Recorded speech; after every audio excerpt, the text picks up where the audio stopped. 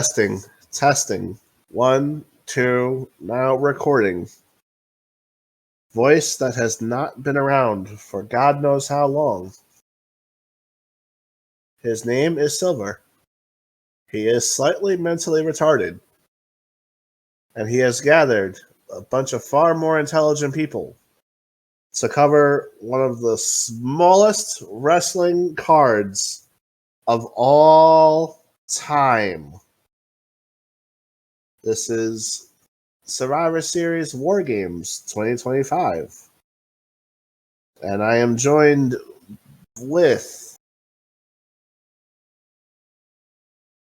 the one, the only, the beautiful Saw Strife.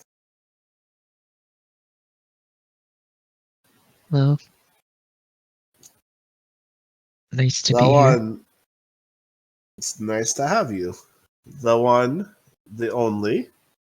If you don't call him beautiful, he's going to burn your fucking house down. Mr. Pyro. What's going on, man? Pleasure to be back.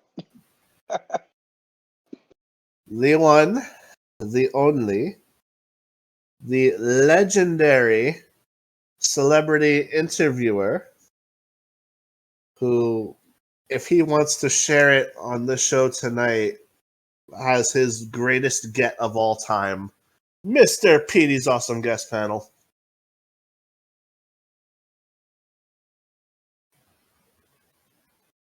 Or he could just be completely silent and ruin this entire fucking bit, as always.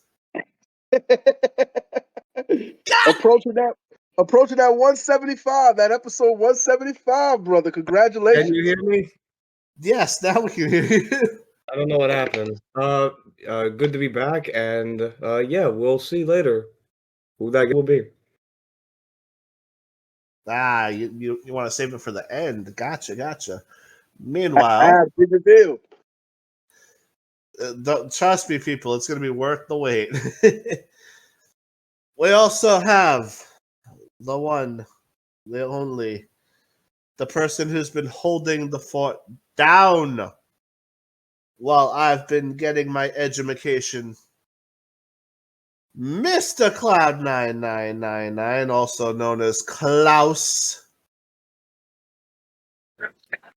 It's Klaus Strife to you. Thank you very much. Like, you pronounced me nicely next time. First and foremost. And second of all, enough of that TED Talk intros, Silver. Like, we don't like those type of intros. Because people are going to tune in. They're going to be like, what the hell is this crap? It's this dude on freaking magic mushrooms and all that jazz. It's like, come on, man. I did say I was slightly mentally retarded, so the fact that I'm talking I like know, this... but we have Craig here. And the fact that they heard Craig before they heard your voice is messed up. So. Well, they're always going to hear Craig's voice before my voice because Craig is the one who has to announce that he's stalking us. Oh, man. And what do we have here for, the fine folks that are tuning in? For the fine folks that are tuning in, we have a 4-match show called Survivor Series War Games 2025. I've never heard that pay-per-view in my whole life. What was the Survivor Series?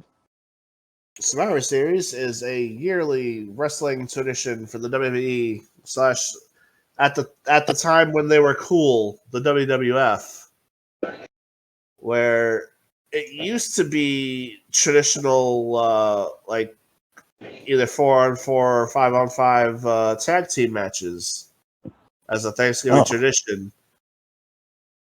Usually just for pride or something along those lines. Usually not involving any championships. Oh, bragging rights.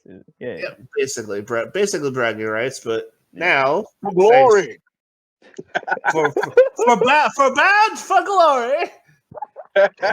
That's a W pay-per-view name, by the way. Bound for glory. Oh, isn't it? W pay-per-view name for an L company. Oh wait, no. I'm thinking AEW. My bad.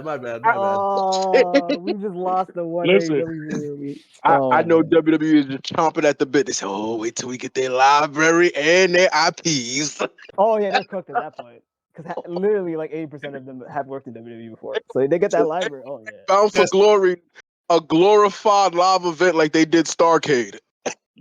Just wait until we get Chris Jericho back and we get the rights to his cruise. Oh, we're gonna make so much money. They're gonna finally let the NXT guys go on a cruise. Remember, that's how it first started, time right? ever WrestleMania on a cruise ship. Hey, you can't do much worse than WrestleMania being in Saudi Arabia. Oh wait, Damn, I feel like we had to talk about that, but oh well. Oh man, what happened off recording stays off recording. Yeah, but that was a generational reaction though when he was talking about the AEW shit and like how they had a main event at 10:15 in the morning. Like that was generational. Oh, 12:15 in the morning. 12:15 in the morning. They started their main event after midnight. After midnight, like I'm not built for that anymore. I'm sorry. Like I was literally sound asleep in my crib. I heard main event starts 12:15. I just started dying. Wait, you're I telling don't me even think Vince knew he couldn't even condition nobody for that. Like he tried it. Like what was that? WrestleMania 33 or whatever it was. He tried that shit. 35. 35. Yeah, he tried. It was And like, what nah, this ain't it. And the sad part too is that main event was highly anticipated, but like the time that it went on, it was like, damn, man. The Like it's not happening, Chief. You did it. This is not it. Fuck. Man. Listen, as we are having that portion of conversation at the forefront, I'm gonna just take a quick moment just to say shout outs to New Japan Pro Wrestling. They do not get enough credit for starting that model of how to host your biggest wrestling card of the year, because that originated. I'm not even gonna pretend to remember the year right now, but that originated with that year's Wrestle Kingdom when they did the split into 2 nights. Correct. And WWE was like, "Oh, word, yeah, all right, let's do that too." Yeah, whichever one had Kota Ibushi in the main event, that was probably the best Wrestle Kingdom. That was the one. Yeah, that's the one. Yeah, and it's crazy. That's like this generation's Mick Foley. I'll be honest with you. He did the whole fireworks spot and everything. Yo, what a legend. I think was that the one did he wrestle? Was that year or was it the following year he wrestled Jay White? The following year. That was the following year with Jay White. Yeah. All right, so we have 4 matches. 4 matches, tiny card. Yes, two men's matches, 2 women's matches. All right, so this is the two of those 4 matches are war games. Yeah, it's a fit to get big on the show. So I'm making a suggestion. 2 are for English championship goal. Should we go in order that we think it's going to be in, or should we actually save the 2 matches that I'm assuming are going to be the best, for last? Which is, the men's war game and the women's war game. Like, how do you boys want to do it? How about we start with the match that we think is going to open the show, and we'll do the match that's going to end the show last. Okay. I'm not gonna lie, I did like that idea after recording that with Pirates that was going to open the show, so we could talk about that first. Yeah. If you remember, Silver. Well, I mean, the prestigious title that you like the most. That you made your name, basically the title that made you famous. Silver. Yeah, I know. Yeah. Okay. I know that's the match I was going to suggest to start off, but if there are no objections from the muted gallery, we will begin. All right. A singles match for the WWE Intercontinental Championship. That's not a solo match? It's a singles match? It's a singles match. Oh, I thought it'd be a solo match. We have. That's what you did there. It's also a double entendre because I made a 2 joke. I was rooting on Thor on first one, and then finally got my other one. We have the challenger, not the champion, being Dominic Mysterio. Yes. Dirty man. Trying to regain the belt that he should have never lost, if you believe anyone with a big mouth. Which is basically Meltzer and Brian Alvarez, right? Right. Oh, trying to take the belt back from the one and only Newest member of the Grand Slam Club, the never seen 18, John Cena. Wait, he's the 18th Grand Slam of all time. Like that? Wait, is he the 18th under this regime? I'm checking right now. Hold on. I mean, Mind you, under the current, probably like, not. But when he won his last championship before this one, they were calling him Never Seen 17. So yeah, now that I know, but that's that number. I'm just curious what the number is, though. Oh snap! You can continue though talking to me while I figure it out. John Cena defending the Intercontinental Championship against Dirty Dominic Mysterio. that sounds so foreign. I never thought I'd hear that. Lord have mercy. John Cena defending the Intercontinental Championship. Wow. Well, here we are. Okay, so That Cena's was the 25th of all The time. 25th. Okay. Yeah. Now the this is the under 25th ever Grand the. Slam champion. Okay. Yeah. This is overall, or this is like under the current format. I think. Hold on. Like, Oh, because there are people that became 2-time Grand Slam champions. So, like, how do you count that? I think it's overall. overall, okay. Because factoring in, like, they always consider Shawn Michaels the first Grand Slam champion in company history, but that was under the format where it included the European title. So that's why I was asking Correct. if there was any, like, count overall, you differentiate in that format. But Yeah, okay. because it says right here what describes a modern Grand Slam, which is basically the WWE Championship, the World Title, Intercontinental, US, and World Title. Which the old one was WWE Championship, Intercontinental, European Tag Team. Right. Yeah. And that was the old one. Yep. Yep. There we go. All So right. they never counted hardcore or cruiserweight towards Grand Slam, huh?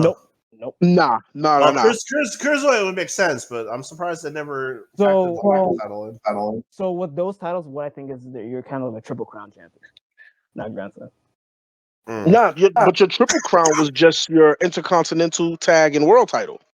I know, but I feel like they would like substitute like the Intercontinental with the hardcore or light heavyweight with the Triple Crown title. Because that's what I don't know. Like Ken Shamrock or somebody they did it with somebody. I was like, yo, hold on, like why did they do it? They were pretty strict. They're pretty strict with that because, like, there's guys that when you think about it, technically, yeah, we call Cena a Grand Slam champion, but he technically just also became a Triple Crown champion as well. Correct. That doesn't get stated at all because they never really count Tag, US, and WWE Championship.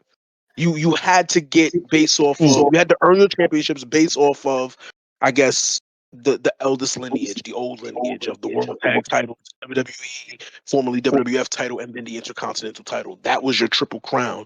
And then anything else that established prestige, such as the European title and then US title many years later, was added to your to become your Grand Slam. Correct. Yeah. Which is why some people are considered multi-time Grand Slam champions because they got the Grand Slam without the U.S. title, and then when the U.S. title was added later, Right. So you're right about that. So not only is he Grand Slam, but he just finally got added to Triple Crown too, technically. Yeah. I guess they don't talk about that because Grand Slam is more prestigious than Triple Crown. It's more prestigious, yeah. It takes more precedence, yeah, absolutely. So wait, are we all in agreement that was the move, though, right? Like to actually do that, to have Cena. Like, I feel it was. It would have been such a missed opportunity. Right move, wrong time. But yeah. I mean, it definitely spiced up. As we are nearing the end of this retirement tour and Cena's in-ring career, it definitely spiced it up and also gave the fans a chance to see a baby face run, albeit very short, but our babyface run as champion. A feel good moment. Yeah, because it feels like the IC title for like the majority of the year was like held hostage, like in a sense where it's like I feel like the US title had more. Actually, I'm putting my foot down on this. I think the US title is more prestigious in 2025. At this point, yeah, but yeah, and I think like what ever since Jericho lost the IC title, the prestigiousness went down pretty big. Ever since who lost the IC title? Gunther. Correct. But I'm mostly putting my foot down in the sense of because of the U.S. Open title gimmick. I feel like because of that, now that title has more of a lineage right now to me in my eyes. Because we've been seeing constant bangers with that title. The IC title, we've been seeing like screw job this and screw job that. Like that Dom being like, yo, let me try being my dad so hard type of moments. So it's like, I don't know. It's like you can do that so much before it gets boring. Yeah. Let me try being my uncle. You know what's even funny? I was even saying this in Sora, like, I know he's trying to be Eddie so much, but like the way I look at him nowadays is like he kind of reminds me of Chavo. Like he's more like the Chavo of the Guerreros than the Eddie of the Guerreros. But I will admit that ever since he implemented the whole ring bell thing, that was kind of unique. But all the other ones where it's like Grande Americano interferes, Judgment Day interferes, and that's like. You're like, are you really a Guerrero when you're having other people win for you though? Like, Eddie always won on his own, whether he cheated or not. But you have help from people, so that's Chavo-esque, not Eddie-esque. But yeah, definitely. But I am pretty sure I'm going to be in the minority on this one. But hot take. I think I actually want Dominic to get the belt back. Explain yourself. For the simple reason, Cena only has one more match left. Mm-hmm. So there's only two ways you could do this. You could either have Cena retain here against Dominic, and then basically guarantee that whoever wins the Time Is Now tournament is beating Cena for the IC title, or you have Cena drop the belt to Dominic here. And that adds a small layer of unpredictability to who's going to win Cena's last match. Because with the belt not on the line for Cena's last match, there's that slim chance that Cena actually goes over. Unpredictability what the result of the match was, not what the match was going to be. Oh, okay, yeah. Got you. Yeah, continue. Because if Cena keeps the IC title until his final match at Saturday Night's Main Event, whoever wins that tournament is beating him for the IC title. But, okay, so now there's no air of mystery to that anymore. No, but that's what I'm saying. Is the air of mystery needed, though? It's not necessarily needed. It's just something that I'm thinking about. No, but that's what I'm saying. It's like, realistically speaking, if we can fast forward to like John Cena's last match, like you'd want like even a fraction of him like winning that last match, and not put him out. I want him to put over whoever is facing him. But so it would be more cooler if it's like a guarantee if he was, IC champion going into it, because then it'd be like, okay, whoever is going to actually get John Cena rub at the end, and that is more exciting. So, okay, yeah. Walk with me for a minute, guys. Walk with me for a minute.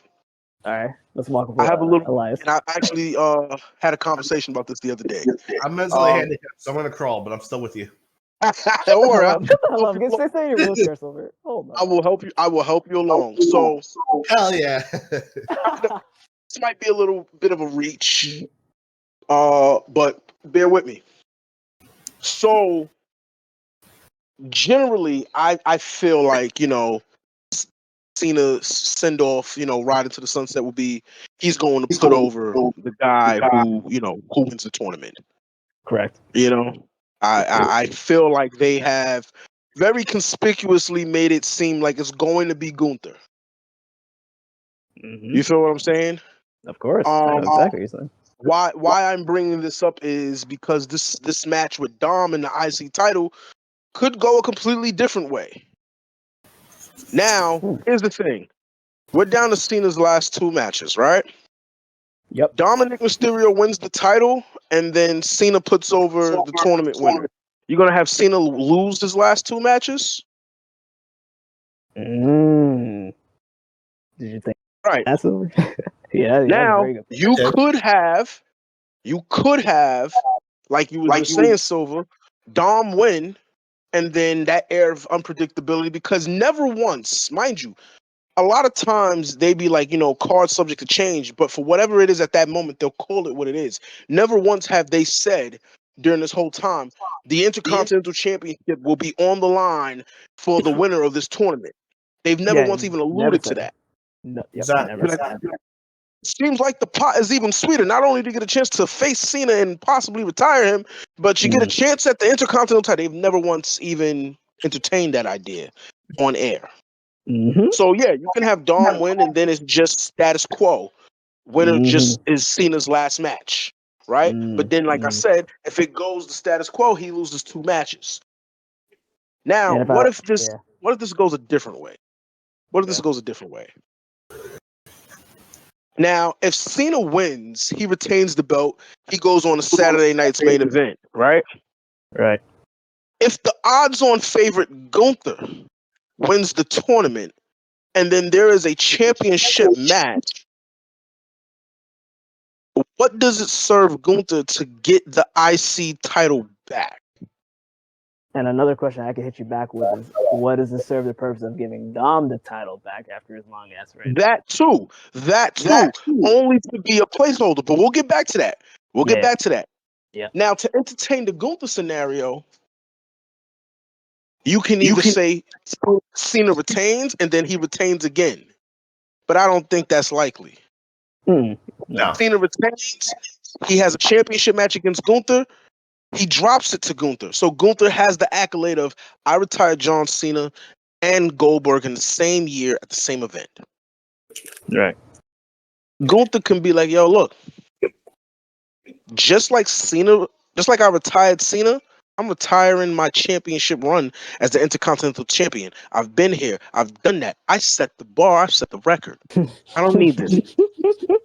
And in a very heel, very condescending manner, he drops the belt. But he's not just dropping it to drop it. He'll do some Austin Aries shit. This is me armchair booking here. This is me fantasy booking. So bear with me, guys. For all those who are watching, just bear with me.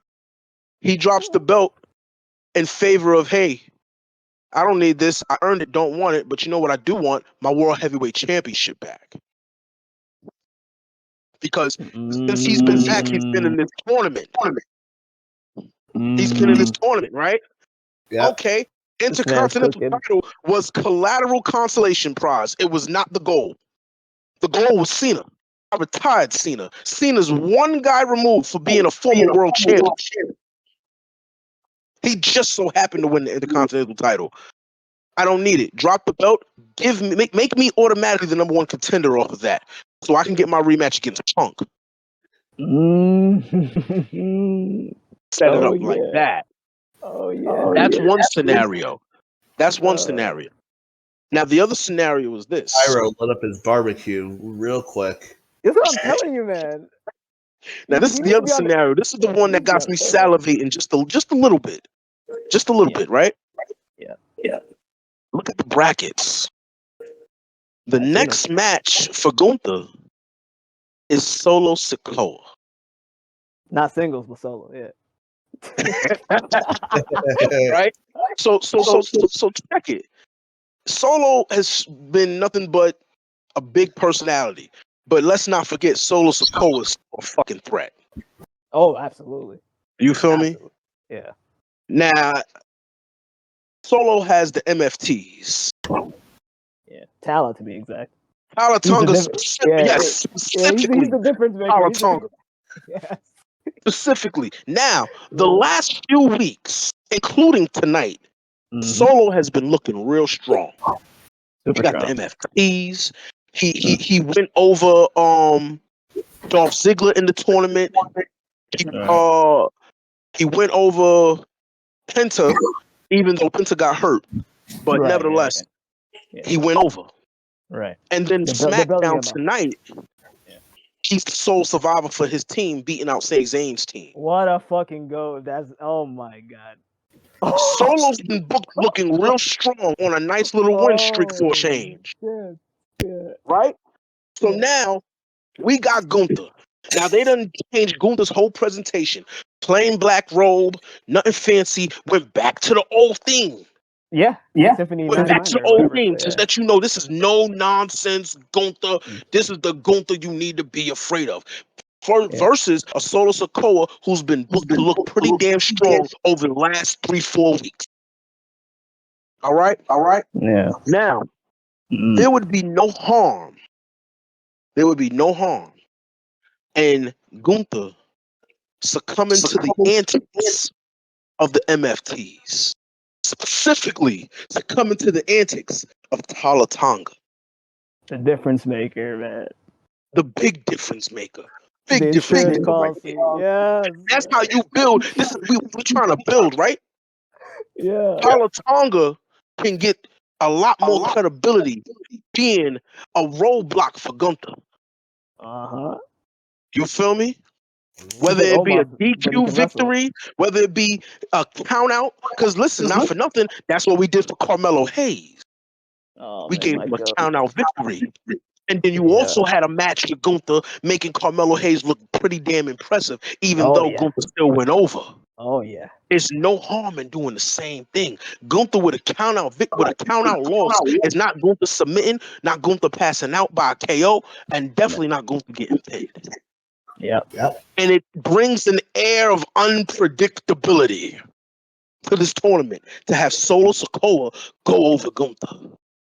And then on the other end of that bracket is who? I think it's a match between Jay and LA Knight, if I'm not mistaken. Basically, yeah. Yes. Come on now. Basically. It writes itself. It It writes does. itself.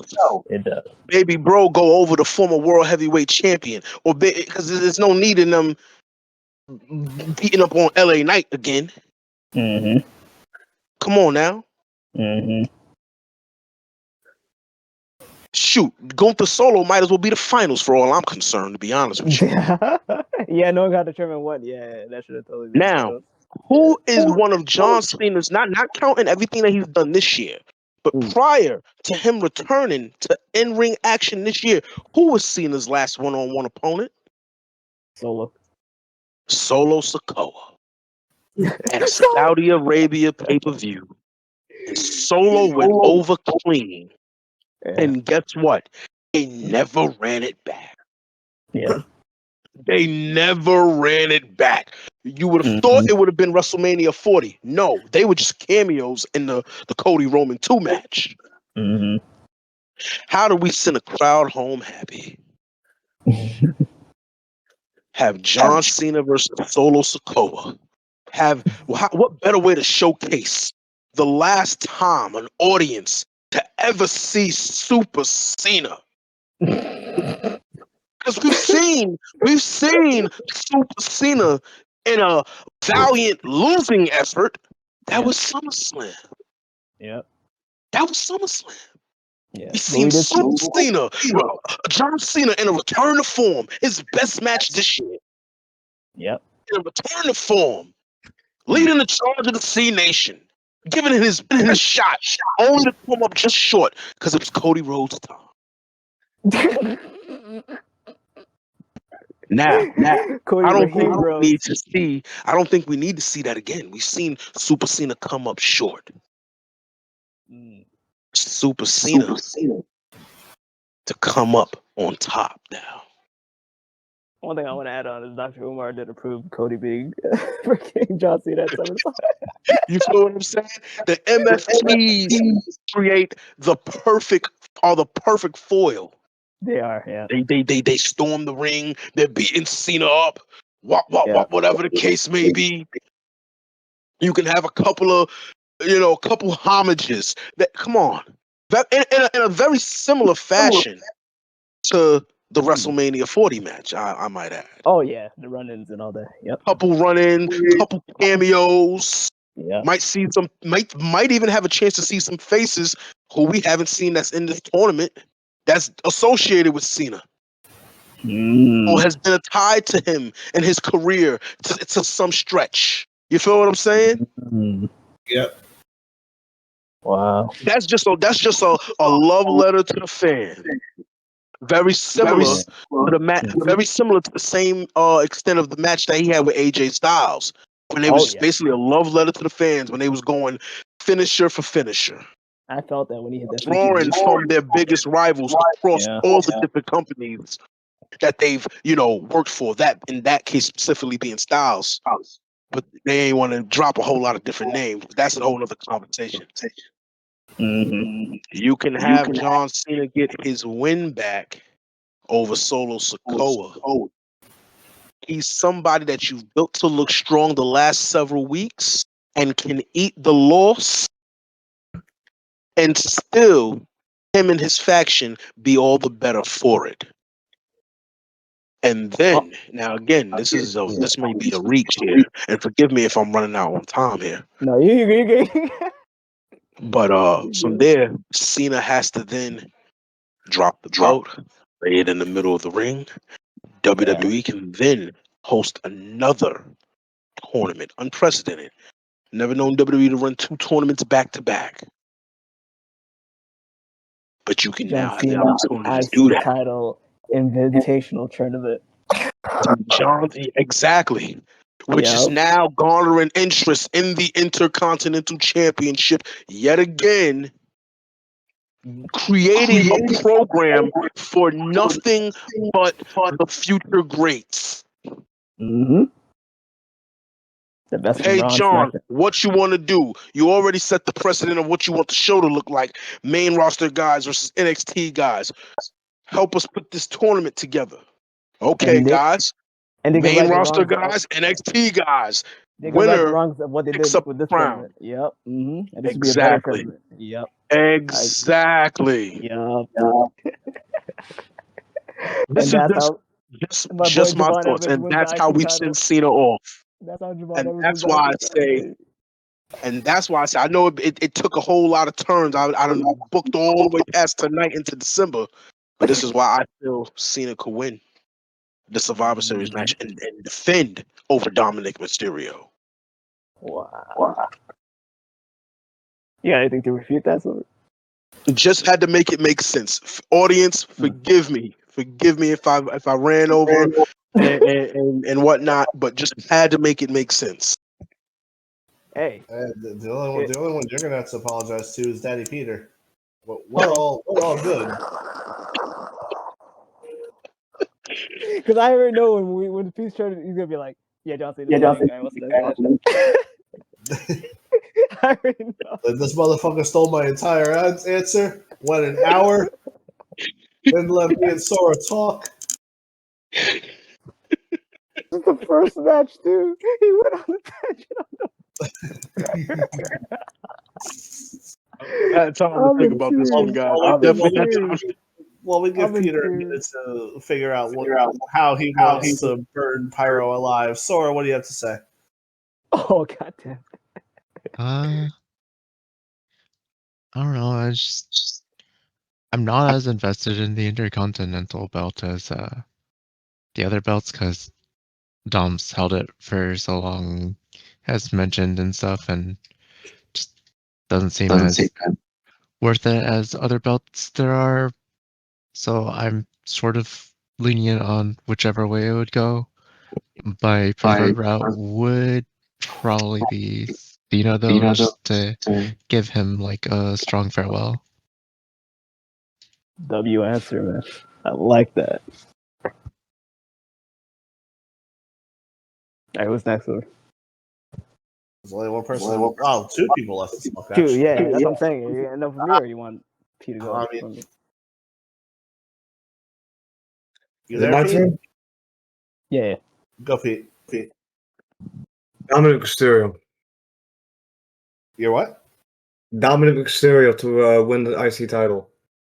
Damn. He's actually on my side for a change. Holy shit. So wait, Hell really has frozen over. Wait, I'm the difference maker here? Oh shit. Hell really has frozen over. Pete's never on my fucking side. The difference maker? He's always going glug on Pika. Now it's my turn to feel the love. Hold on. That's my glug 9,000 silver. Stop being jealous, man. Like, and it's the first match. It's only the first match. Oh, it must be a full moon out tonight, boys. Okay, I'm gonna keep it short and simple, but not really though, because once you incorporate the tournament, I have to give my predictions. Because the thing is, you gave a fantasy scenario that would be so freaking cool to see. But I'm the realist in this whole thing, and I'm gonna tell you what's gonna happen because I just know what they're gonna do with these tournaments. Okay, all right, lay it on me. All right. obviously the right answer, like even though I don't feel like maybe it's not the right, you can go either way with this. I want Cena to hold the IC title going into the Saturday Night's main event because just the potential of the person beating Cena wouldn't just really be enough. It'd be like I beat Cena and I won the IC title. It elevates somebody to like that next level. It's like a two for one special. It's kind of like the whole Jericho beating like Rock and Austin one night. It's like I beat a GOAT and I took a title from it's it elevates whoever it is. Now with the tournament, Solo and Gunther, man. Oh man, like the thing is, it's like the whole like calling the kettle black is like why do this tournament if you're gonna put Gunther in this tournament?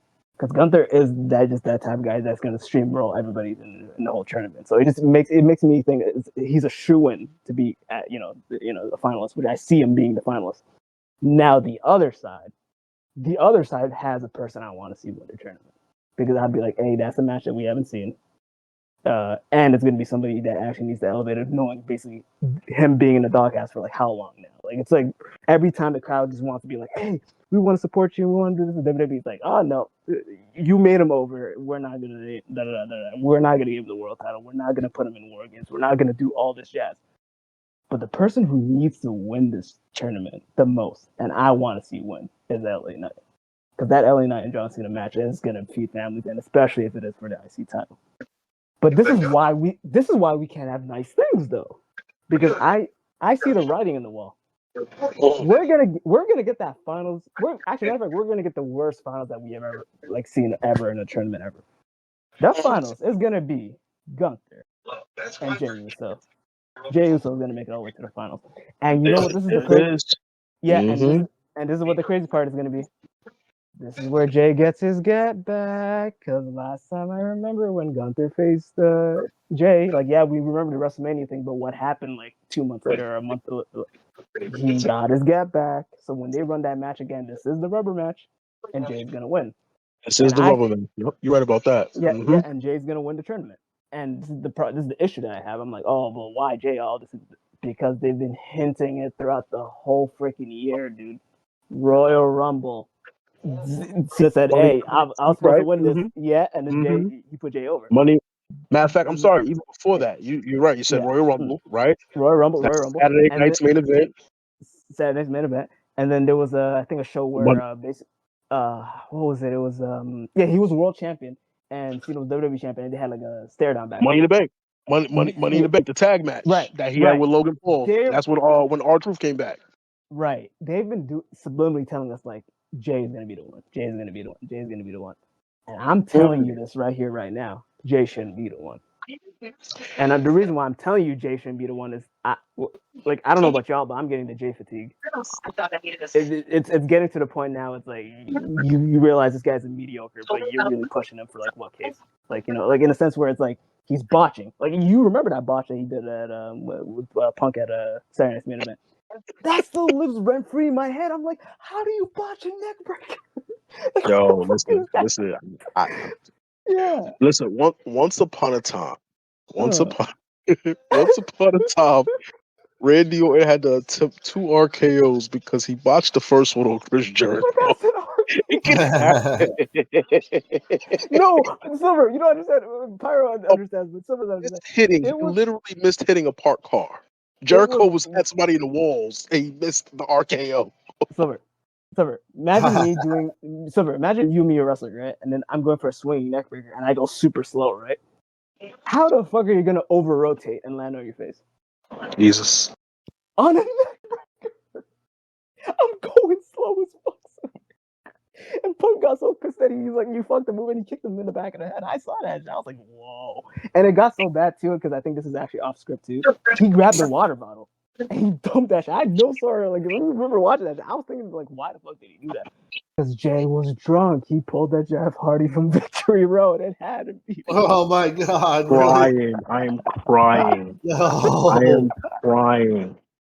So you feel that it's going to go that route in regards to Jay being the winner of that? He's going to be the winner. Yeah, he's going to be seen in this last match. Now, would this be as a Cena who's walking in as champion? As it should be, but I'm thinking they could really double down and be like, "Nah, we don't want to give Jay the IC title." You know, So and they might Dom, just, so yeah. Dom will go over in this scenario though for the survivors. Dom goes over, and your I think so, but I'm not gonna go that for my prediction. I'm gonna go Cena because make the tournament mean something. Like you already Okay. butchered the tournament with like like how like it could have been anybody from NXT. It could have been anybody outside of WWE. You hyped it up so much for it to just be Jey Uso. Now it's gonna be for nothing, and like. Because the thing is, I'm thinking in my mind, like, it's more easier of a blow because Jay's not going to be the type of guy being like, I'm the one who retired John Cena. Because like, it just wouldn't fit his character unless they just finally listen to what the internet's saying and they fucking say, okay, fuck the Unix shit. We're actually turning this guy heel. Which would be a really good, refreshing fresh coat of paint. Because I'm getting tired of that Yeet entrance and the rewind shit. Like, I'm telling you, that shit's getting annoying. Because where I'm like, yeah, they're doing too much now. They're doing it too much. And I'm like, bro.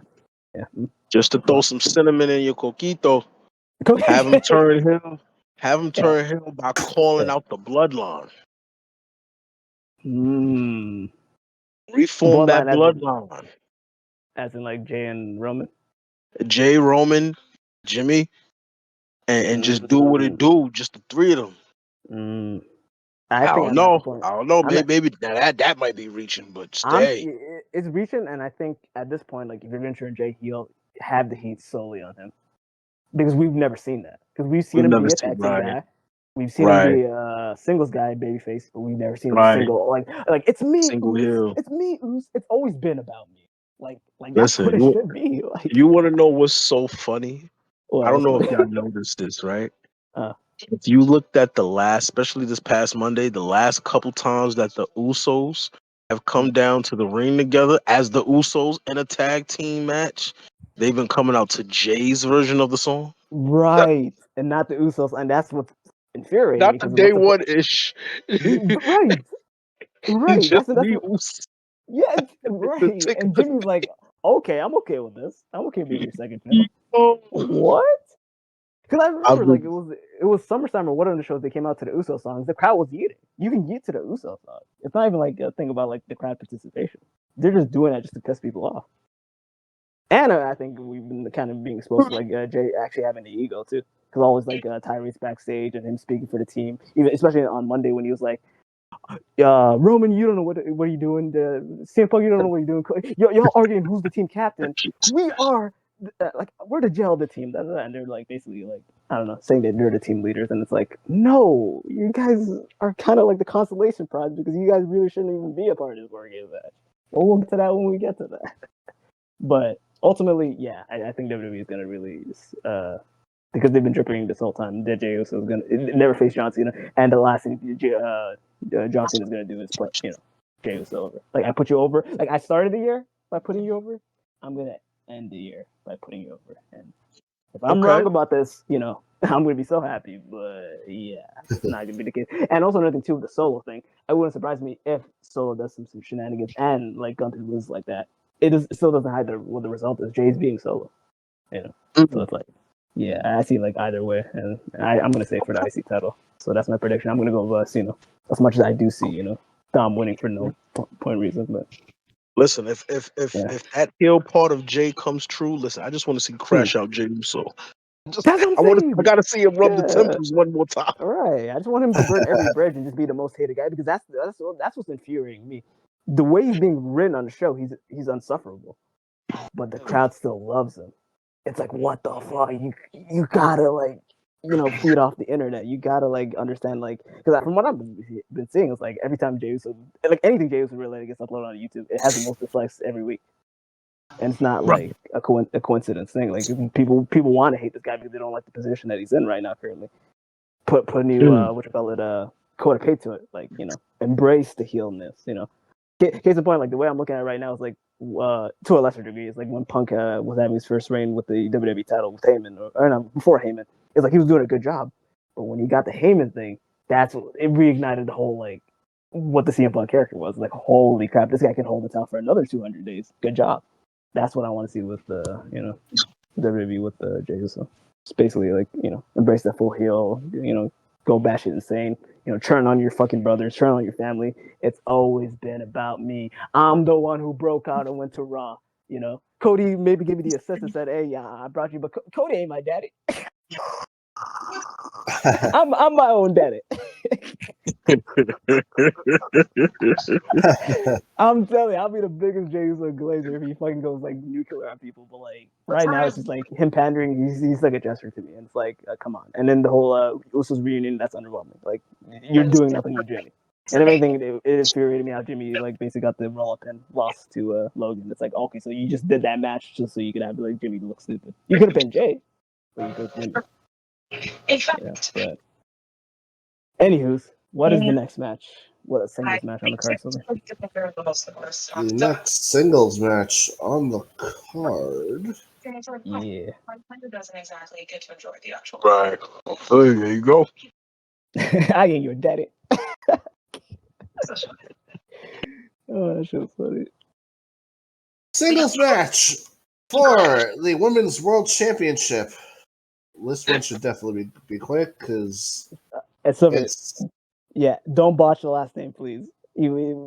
She's been on the show plenty of times. And you said her name so many times. I trust you, Silver. You can go. all right. The challenger, Nikki Balla,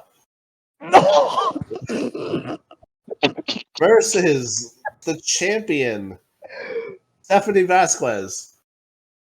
Oh my, that's King Stephanie- Vasquez. That's Oh. King Vasquez. He hasn't been in WWE since fucking Saudi Arabia. Stephanie Velcro. Yo, what did Booker say in that one SmackDown?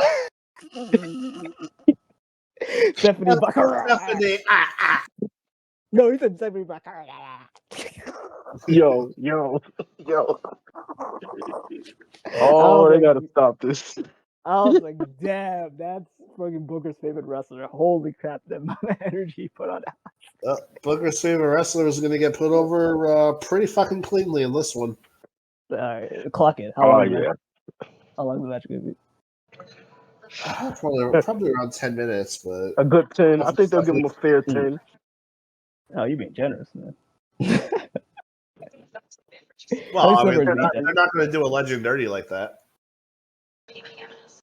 Legend and actually no. Let me not disrespect the greatness of Balla.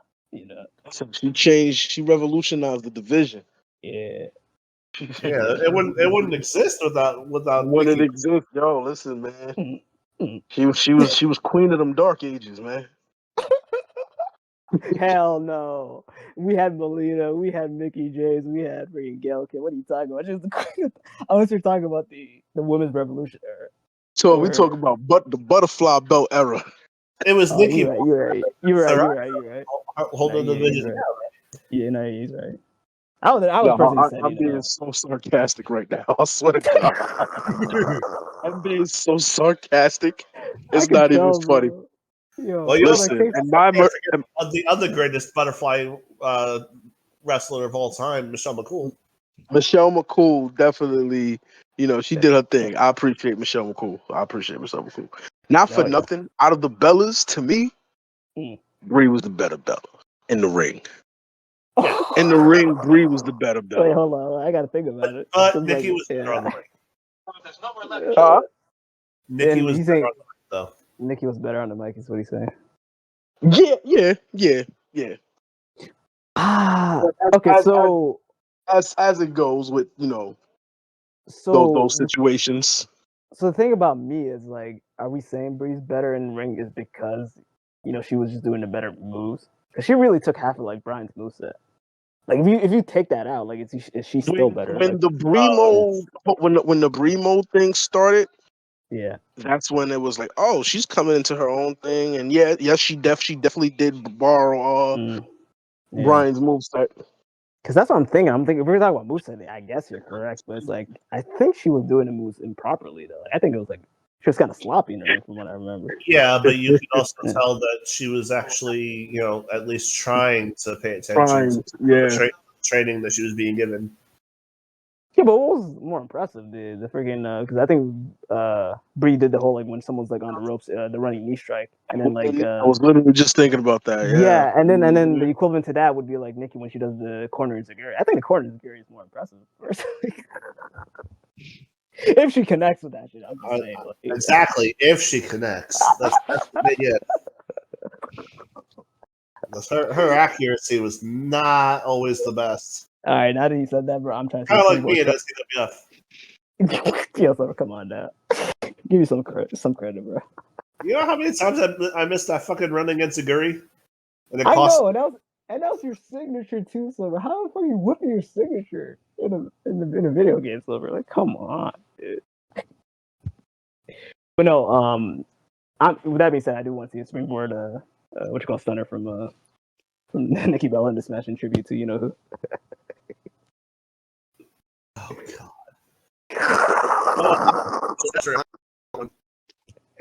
Because if she lands on her ass and fucks that shit up, then holy crap, that was the moment. Nikki's side. Pete. Oh no. Nope. Nikki's Stephanie McHugh, right? Nope. Stephanie. Velcro, baby. Let's go. You're siding with Velcro over Bellsprouts? What the fuck? Yeah, Bellsprout. Yeah, screw that number 69 Pokemon. No one cares about that. You're just pissed off that its final form got such an ugly mega.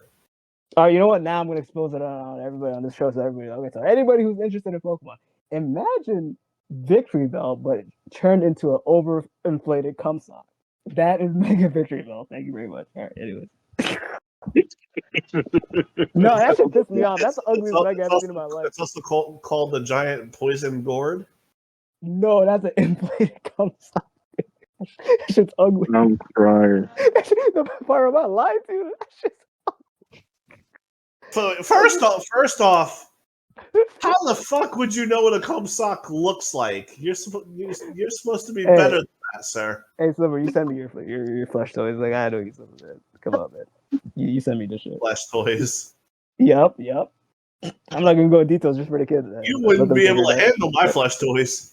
You wouldn't be able to lace my Chuck Taylor stuff. Like, shut up. Like, what are you talking about? Anyways, The thing I'm gonna be sending to you is my big comfy couch. no, like, so come on, I can't be singing it on air, bro. Like, you know, are you ready? Are you ready? Are you ready to come along? Luna to Molly, the clown and her dolly, to the big couch. Oh my god! I gotta show the entrance to like everybody before we finish the show. But who's next? Well, Pete can make that the outro. Oh hell no! If you want to. Nah, I don't want him editing anything in this video because I already know where this is going. I already know where this is going. Sorry. I just go with Stephanie back here, and I guess my prediction is 8 minutes and 47 seconds. See, that's accurate. Specific. Ooh, That's accurate. That's accurate. I see being under 10 minutes. I agree with Zora. It's gonna be a squash. I'm telling you. It's the equivalent of that is gonna be like what was that matchup? BFAB versus Jade on SmackDown. That's how like the match is gonna be. So the general consensus is that Stephanie McCurr is going over and she retains the belt. Right? Absolutely. Oh, hell yeah. I think that is definitely the way that they. I think they know that that's the way to go. Because I mean, yeah. Which is why I'm afraid if they're gonna. But here's the thing, right? Yeah. Right. So, if you will, allow me to once again. I have a condition. I will allow you as long as you keep it 5 minutes or less. Definitely keep that. Because after the last one, you went a fucking hour. No, but you know what's crazy though? It was amazing. People have editing to do. Just for the viewers, I wanted to know if you would keep this frame. As for Nikki as he would for Gunther. Like I thought if you would have went longer on Nikki, I would have lost my shit. I'm crying. Yeah. But no. This one will be very straightforward. Because I was gonna say this. It was just a thought. Okay. Edge's first WWE championship. Remember how that happened and when it took place? Wasn't that in his hometown? Right? New Year's Revolution. The cash-in. Oh, yeah, the cash-in. It was the cash-in, yes. New Year's Revolution, right? Right. That was after the Elimination Chamber match. Huh? Yeah. Elimination Chamber match. He's saying Yes. Yes. Cena. Edge. Now, let me ask you a question. Would you Hmm. consider Edge to have been a transitional champion during that run? No. How long did he hold the belt for? Approximately a good 3 weeks. Oh, Good until he 3 lost to weeks. How who? many defenses? No, I don't even. Maybe one. Maybe one on Raw. Wait. Who did he lose to? After He, 3 weeks. he remember he cashed in on Cena. He lost it right Hmm. back to Cena at the Rumble. Oh, well, no, but he got it back though. He got it back months later though. Because I And he remember because I was at and the he show. didn't even have to take it off of Cena. He took it off RVD. No, didn't he beat Cena in a TLC match to win back the title? Or No, was it a no. ladder match? 'Cause I remember He lost it. He lost it to Cena in that ladder match that was in his hometown. That TLC match in his hometown. Oh yeah, he did That's lose how. it. Yeah, you're right. He did lose it. Yeah, I thought he won that. Now match. I'm only saying that I bring this up to say this, right? Mm. That year's WrestleMania, the goal was always to get to John Cena versus Triple H, right? Yeah. We still got there. Mm. On the way, we was able to make a brief yet very important detour, which saw Edge win the championship the first time, build him up right quick for a couple of weeks, which added more fuel to the fire for the Mick Foley match that he had at that same year's Mania. Mm-hmm. Yeah. It was unpredictable at the time because we didn't know when this first ever cash in was going to happen. Right. But what was a foregone conclusion was that John Cena was going to walk out of the chamber as still the champion, which he Correct. did, but he didn't Correct. leave that night as the champion. Yeah. I say that to say this, right? And I'm going to keep it under 5 right here. Yeah. Everybody's expecting Stephanie Vaquer to be the champion and just breeze past Nikki Bella, right? Yep. Because I do believe we are on a fast track of Stephanie Vaquer versus Rhea Ripley. I do believe that is the match they want to go for at WrestleMania. That's what I do believe. Okay. However, this is only November. We can very easily give Stephanie Vaquer what you call it, a swerve, and swerve us all as the audience, and have a heel Nikki Bella go over by way of her insurance policy, her sister Brie. Nikki Bella wins, holds the championship. Let's say she wins it at Survivor Series, drops it at the Rumble. Hmm. What harm does that do? What harm does it really do? No harm, honestly. You put Stephanie Vaquer and it builds some heat on Stephanie Vaquer. You know, put her in a position where she has to chase. She needs a heel. You know what As it is? I gets feel the like road to people are gonna look at WrestleMania. it. People are gonna look at it like, oh, that's Stephanie's weak. You have like Nikki Bella beat her. That's what it ultimately is. I mean, yeah, but at the same time, this is she loses a lot WWE of PR them. we talking about here, though. WWE PR spins the narrative that Nikki Bella revolutionized the division. Yeah, but no one WWE believes that. PR spins the narrative that Nikki Bella is a legend. Yeah, they can say And what they then say, but then hit some twin magic. Hit some twin magic. I think the twin magic moment would be cool. And this has been a year of nostalgia. I'm thinking in my mind they do twin magic and it fails. Like if you're gonna do twin magic, you might as well make it fail and make fucking Stephanie look so OP. Be like, oh, the one person that twin magic never. But why make it fail on its return? Because it's only gonna be a one-time thing. That would add. It'll be a pop to see twin magic. Let it be successful. It'll be another pop to see twin magic attempt it and fail when she gets it back. No, but we're expecting it to fail the second time. No one's gonna expect it to fail the first time. Listen, hey, the element of surprise is an element that you normally only works once. Yeah, correct. So it's, but correct. I do feel that the consensus is yes, Stephanie Vaquer goes over, but I would like to see that play out. just for like You know a what's the sad part? good month. Yeah, just to add on what you're It saying, would be like 2 months. if 'cause you I'm want sorry, my honest, be if the you want end my of honest, January. if you want my honest opinion on what I think the trajectory of Nikki Bella is going to be, I think she's going to do this match. She's going to lose badly, and we're not going to see her until the Rumble. That's a possibility too. I'm being dead ass, and I feel like No, I feel you. I feel you. I and could see that happening too. Most But like- and the thing is, yeah, and the thing is, like, I'm being completely honest with the Twin Magic idea. Save that shit for the Rumble.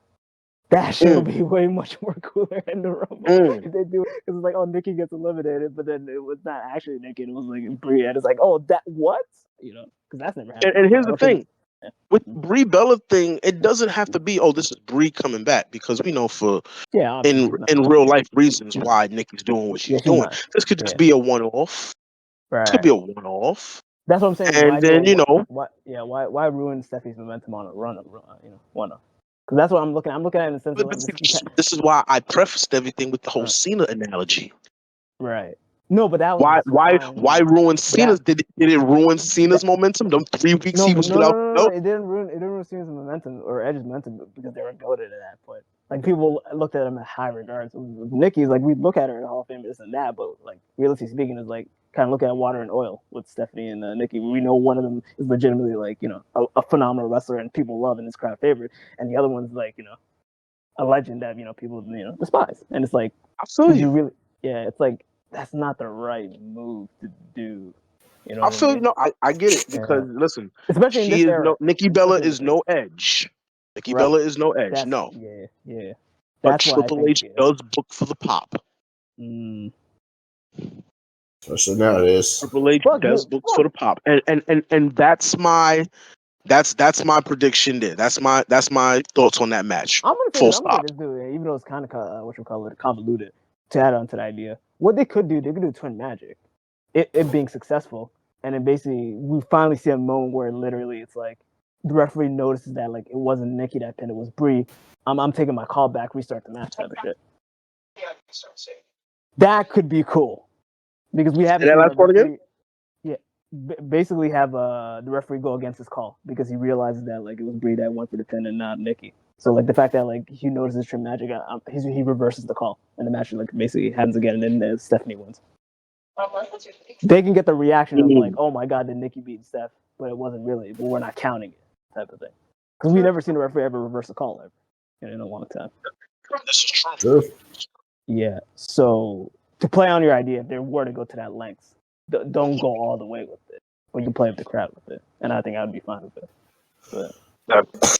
Because unless we want like basically Stephanie losing and then basically her getting the Julia treatment.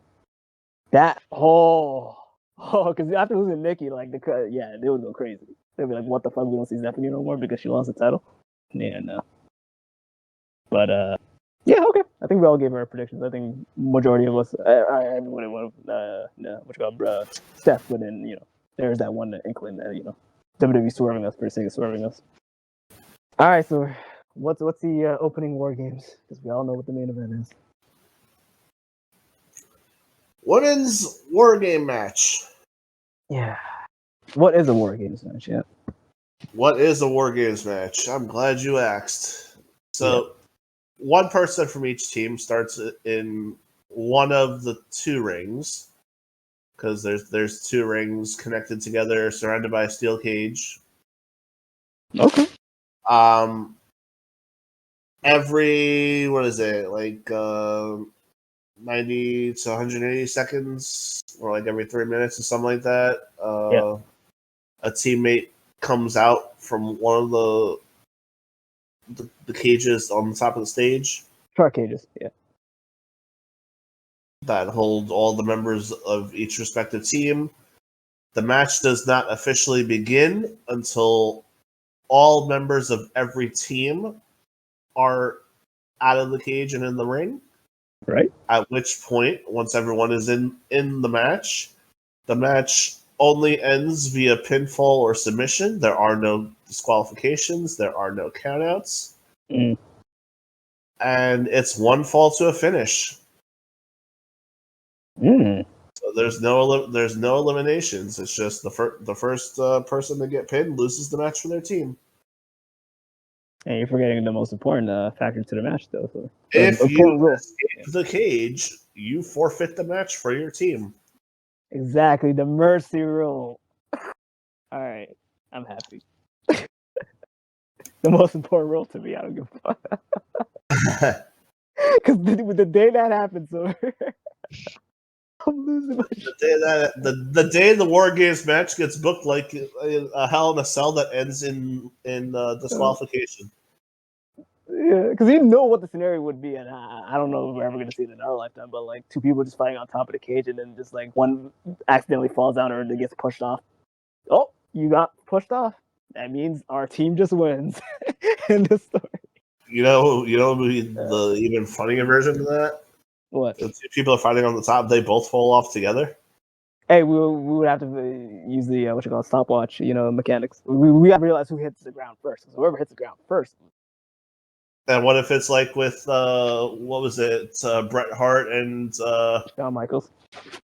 no, what was it? Bret Hart, Lex Luger, where they both Shawn Michaels. fell out and they both fell out. Their feet hit the floor at the same time. It was Shawn Michaels. They both got championship It opportunities. was Shawn Michaels because they basically Wait, they both got title opportunities. Wait, what? Wait, that sounds familiar. One person challenged for the title at the beginning of Mania, the other challenged at the end of Mania, or something like that. Another good example is Cena and Batista. Pete, you're the historian. Pete, Repeat the question. Which two people were eliminated from the final two in the Royal Rumble at the same time that they both got championship opportunities at WrestleMania? I thought it was Bret and Lex Luger. It was Bret. It was Bret and Luger or Bret and Yoko. It was Luger and Yoko or Bret and Luger. So I have a question then, P. What was the Bret Shawn Michaels thing? I don't know. You're talking about the Montreal Screwjob? Nah, maybe it wasn't Bret that he did that to, because I'm almost certain like there was a match where there was a spot where only one of Shawn's feet touched the floor. But that's what I'm talking about. Oh, okay, never mind. I'm talking about both of the final two. Like they took each other over the top rope, and both of their feet hit the floor at the same time, so they were declared the winners. Right. That was Bret and Lex. Yeah, I think you're correct with that. But the modern example of it is the Batista and the John Cena thing, only for the fact that we all remember what Vince did afterwards. Like that's he came in, fucking destroyed all his fucking legs and said, restart the match. But nah, I'm being dead ass. If they both fall at the same time and it counts as fucking it's a draw, they both lose. End of story. No team wins. Yeah, wouldn't that be a hell of a way to end a War Games match? Yeah, but it wouldn't be as funny as one person fall out, because it could be like, okay, that person truly was the weak leg. Like, holy crap! Like that one person cost us the whole match because he literally fell or got pushed off. Like, like I'm thinking like Braun Strowman and Kevin Owens style. Like they just go through the announce table type of shit. Like kill somebody on that shit. Yeah, kill somebody. Sorry, true. Well, what are you saying, Pirate? I was asking. That's a legitimate win condition. Like if whoever pushed off the cage or fall off the cage or whatever. So if you escape the cage in War Games and both of your feet touch, your team loses. Yeah. Your team loses. Wow. Okay. Yeah. That's always been a rule for War Games. Yeah. Okay. Yeah. And that's happened before. That's what you was going over. It happened before, I think, in WCW, but it never happened in WWE. And I think it got teased on NXT multiple times. Yeah. Yeah. Especially for the women. But yeah. Which is why I'm getting scared for because I'm assuming we're going to the women right here. Like there's a certain woman that would do a spot from the top, with or without a weapon at times. But like I'm wondering one of these days, like like the spot doesn't happen and she dies. That would actually be insane. And if anybody's gonna be doing it, I hope it's Oscar. Anyway, continue, Silver. Yeah. I'm gonna go in order of least important to most important for War Games history for this one. And don't watch the names, by the way, because you did a horrible job for the. Well, I only did that because you pointed it out. No, because I know, but I'm saying I'm pointing you out again. Don't do it again. Oh, okay, so Rhea Riptide. Oh my Rhea Riptide. I'm done. God. Ripley from fucking Should I Super keep Smash. going, Shut or are up. you gonna shut the fuck up, Cloud? No, Ripley's keep going, Believe keep It or going. Not. Keep going. Ripley's Believe It or Not. Yeah, Ripley from Super Smash. Yes, Sliver, good job. Alexa Blissey, Well, Continue. Charlotte's Web, I'll slap the shit out of you. Watch it. Get the fuck out of that name. AJ Bruce Lee, you said who? AJ Bruce Lee? and for all of you, and all for you Power Ranger fans, Pete, Pyro, me, Oh, EO Sky Tape. you could have said EO Sky Tempest, man. Yo, sorry, I'm sorry, man. Silver's old as hell, man. Versus Nia Jackson Briggs, Oh. Lash Legend of the Hidden Temple, No, I'm crying. Shout outs to Lash and Trick on their engagement. Yeah, shout out, bro. exactly. Oh, that's beautiful. Trick did pretty good for himself. I can't lie. That's Oh, actually yeah. a good couple. I'm not gonna lie to you. I like that couple. That's Beautiful a power couple. couple I've ever seen one. Yeah. Beautiful couple. Word. Oh yeah. The Kabuki Theater Warriors, Asuka and Kairi Sane. Okay. Yeah, at least he didn't say Asuka. I'm happy. And Becky Lynchy Charms. Oh, I thought you said Becky put me in a lynch. That's later on tonight. Okay. Okay. All right, Dumbledore. What's your prediction after that? I'm not going first on this one. Okay, so before who you choose, I want to mention this real quick. So, if anybody can really figure out like as we go on, because like everyone's gonna give their predictions. Think about like the order of entry and think about like who is gonna eat the pinfall for this match. I feel like that would kind of be cool. So. All right. So we'll start. Fair enough. Fair enough. That's fair enough because that really determines the flow of the match. Yeah. It does. I feel like one's more obvious than the other, but I like the game aspect of just predicting the order. Yeah. So we'll predict who starts for each team. Right. Order. And Charlotte won the advantage match tonight. Correct. Yeah. Correct. All right. So we know the baby faces have the advantage. Mhm. Okay. Right. Yeah. So Pete, That's the last person. Yes. You should have said. who's starting for each team in the women's war game match? What do you think the order of entry is going to be? Keeping in mind that Charlotte won the advantage match for her team, Which means she's last, correct? No, which means her team comes out first. Yeah. Like her team gets the numbers advantage first. Right. So somebody from Charlotte's team comes out first, and then somebody from Nia's team, so on and so forth. Snake order, basically. All right, then I guess for the babyface team, I guess Charlotte will start out. And I could see perhaps maybe Kairi Sane starting out for the heel side. Oh, I like that. Yeah. Battle of the Spirit. What do you think is the order that people are going to come out?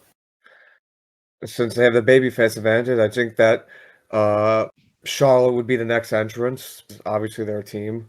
Then I would think maybe either Lash or Nia would next. Then following that would be AJ. If not, AJ would be the last one. I take that back. AJ would be last. Then Nia or Lash, like I said, whoever the fuck comes first. I gotta look at the names again. Hold on. Yeah, because I'm looking at them right now. I'm up to the baby faces, I think. So hold on. Then I could see EO coming out next.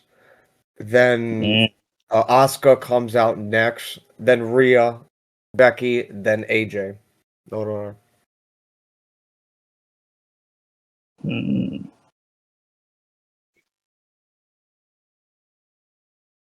And then who do you see winning? Who's gonna eat the pinfall for the match? The baby faces, and I don't know who's going to take the pinfall thing, but I could see Becky taking the pin. Like, this is just my guess. Becky's taking the pin, and I don't know if it could be AJ pinning her, or it could be I don't know. I would say AJ pinning Becky, but that's just my educated guess.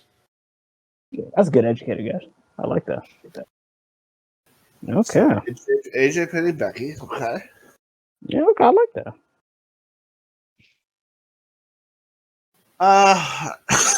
Sora. Let's see.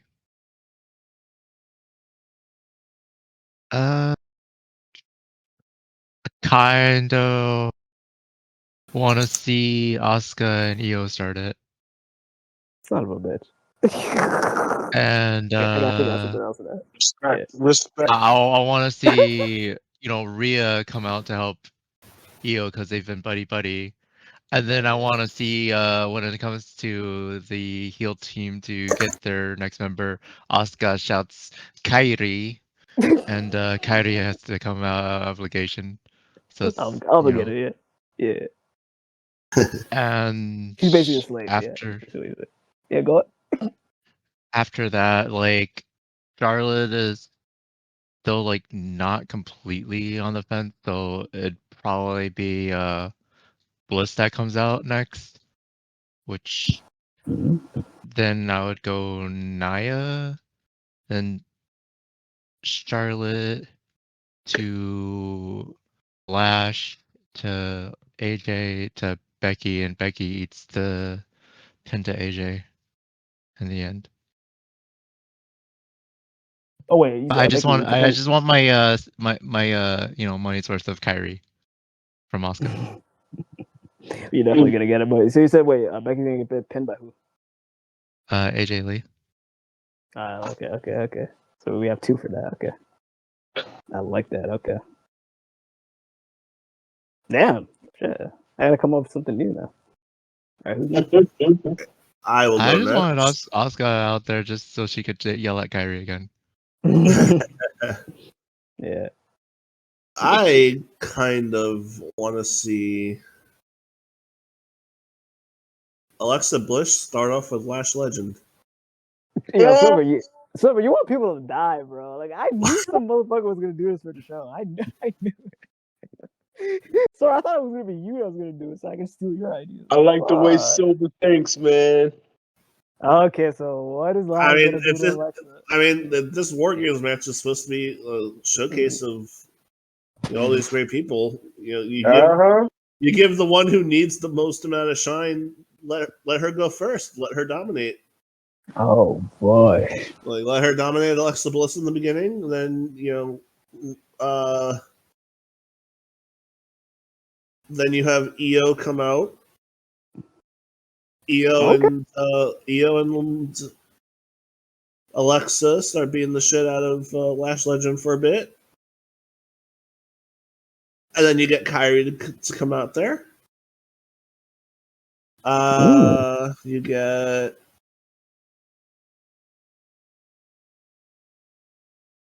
Charlotte coming out there to help Alexa, which brings out Nia Jax to help out Lash Legend. Then you get, let's see, you get Rhea Ripley coming out. Then you get Becky, so that she can interact with people before AJ comes out, and then you have AJ come out and Becky get all scared of AJ. And that leads to Asuka coming out last for her team. And I would like to see Io Sky pin Nia Jax. Oh. Alright, then name to finish it. Like it's got to be a dive from the top of the See, that's why I from the respect top it. of the cage because It's like- it's fucking war games. Yeah, but we don't fucking see no I moves down just the don't top, know. bro. I just don't know what Uh, weapon is going to be involved in that dive. No, I'm one, saying like she's done the trash can. She's done other things. well, We just need that moment, you know. I think she needs to touch the sky, man. I think she needs to like climb to the top of the war games and then put a ladder on top of the war games. Climb that. Oh God, you want her to die? Hey, she needs to reach the sky one time, man. It's in the name, man. She needs to reach the There's sky enough. so that they can finally put somebody new in one of these war games matches because she's been in every single fucking one of them, right? Yeah. And I'm only saying this because the sword completely stole everything I was gonna say. So I want mean, you there's to another die. thing you could do is like you could have what do you call it, Asuka and Io's like in the shark cage, and then when it's like time for like someone to go out, like trying to decide on Asuka, just shouts Kyrie, and then Kyrie just like runs out.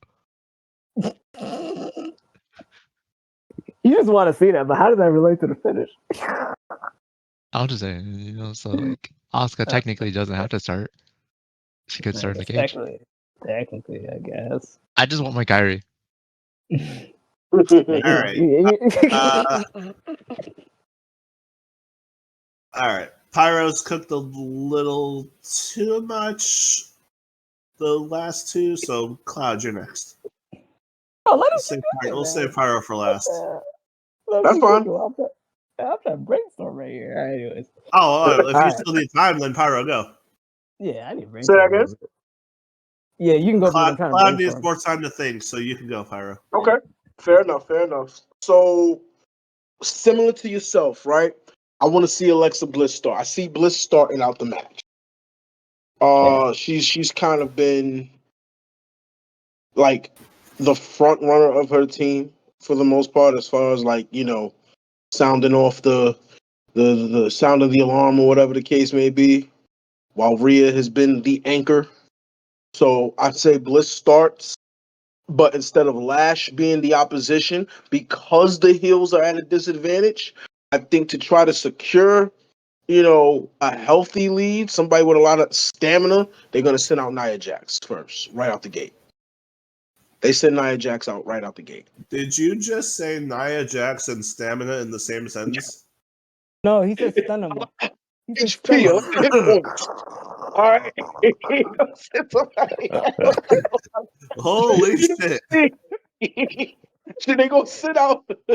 Yeah, They go sit out. They must battle tested. yeah. It's like Bronson Reed's team. I'm battle tested. I got stamina.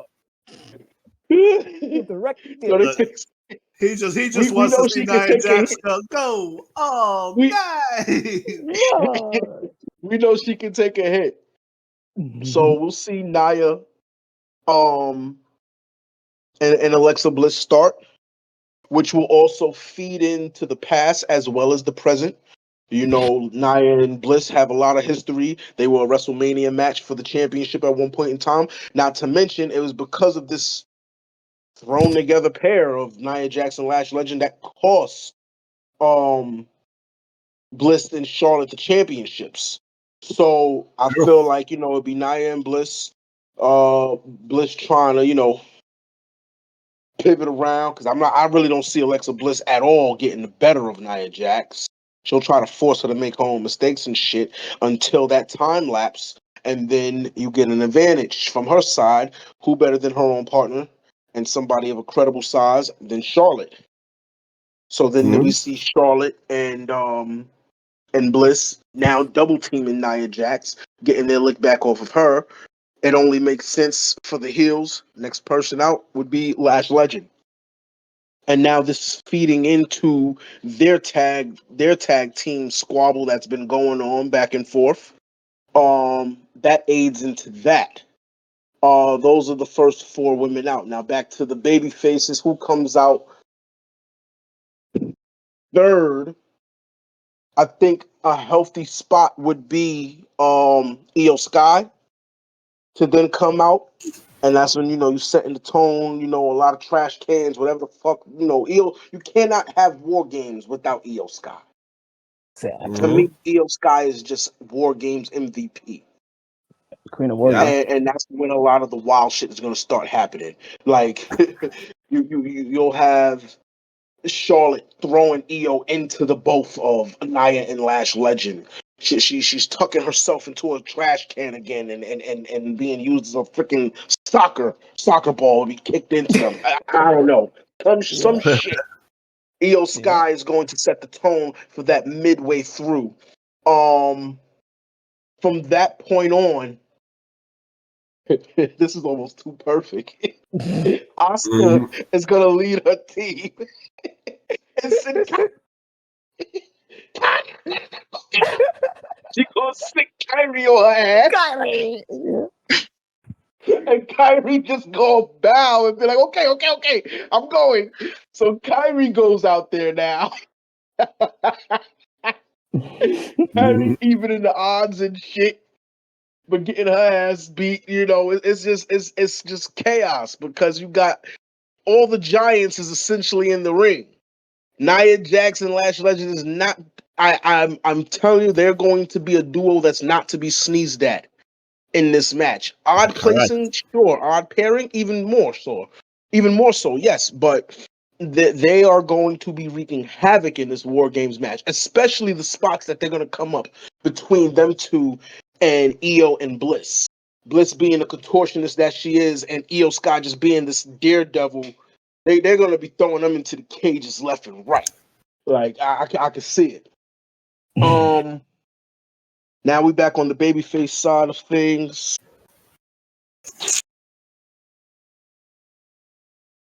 I can see Rhea coming out, but it depends. It really depends. I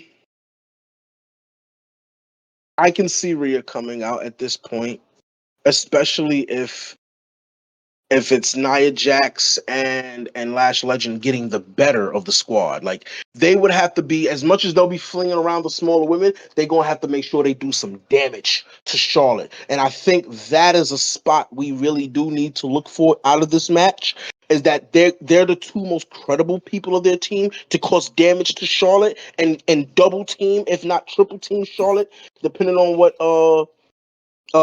what's the girl I just said, Kairi Sane is doing. And then to fulfill that story arc, Rhea Ripley comes down for the save and helps out Charlotte. And then you got the Twin Towers in the fucking ring, just doing their thing, throwing big boots all the way around. You gotta fulfill that arc of the storytelling. So I think, Rhea Ripley comes in for the save to show Charlotte, I'm a woman of my word. I'm not this snake that you initially thought me to be. I got your back.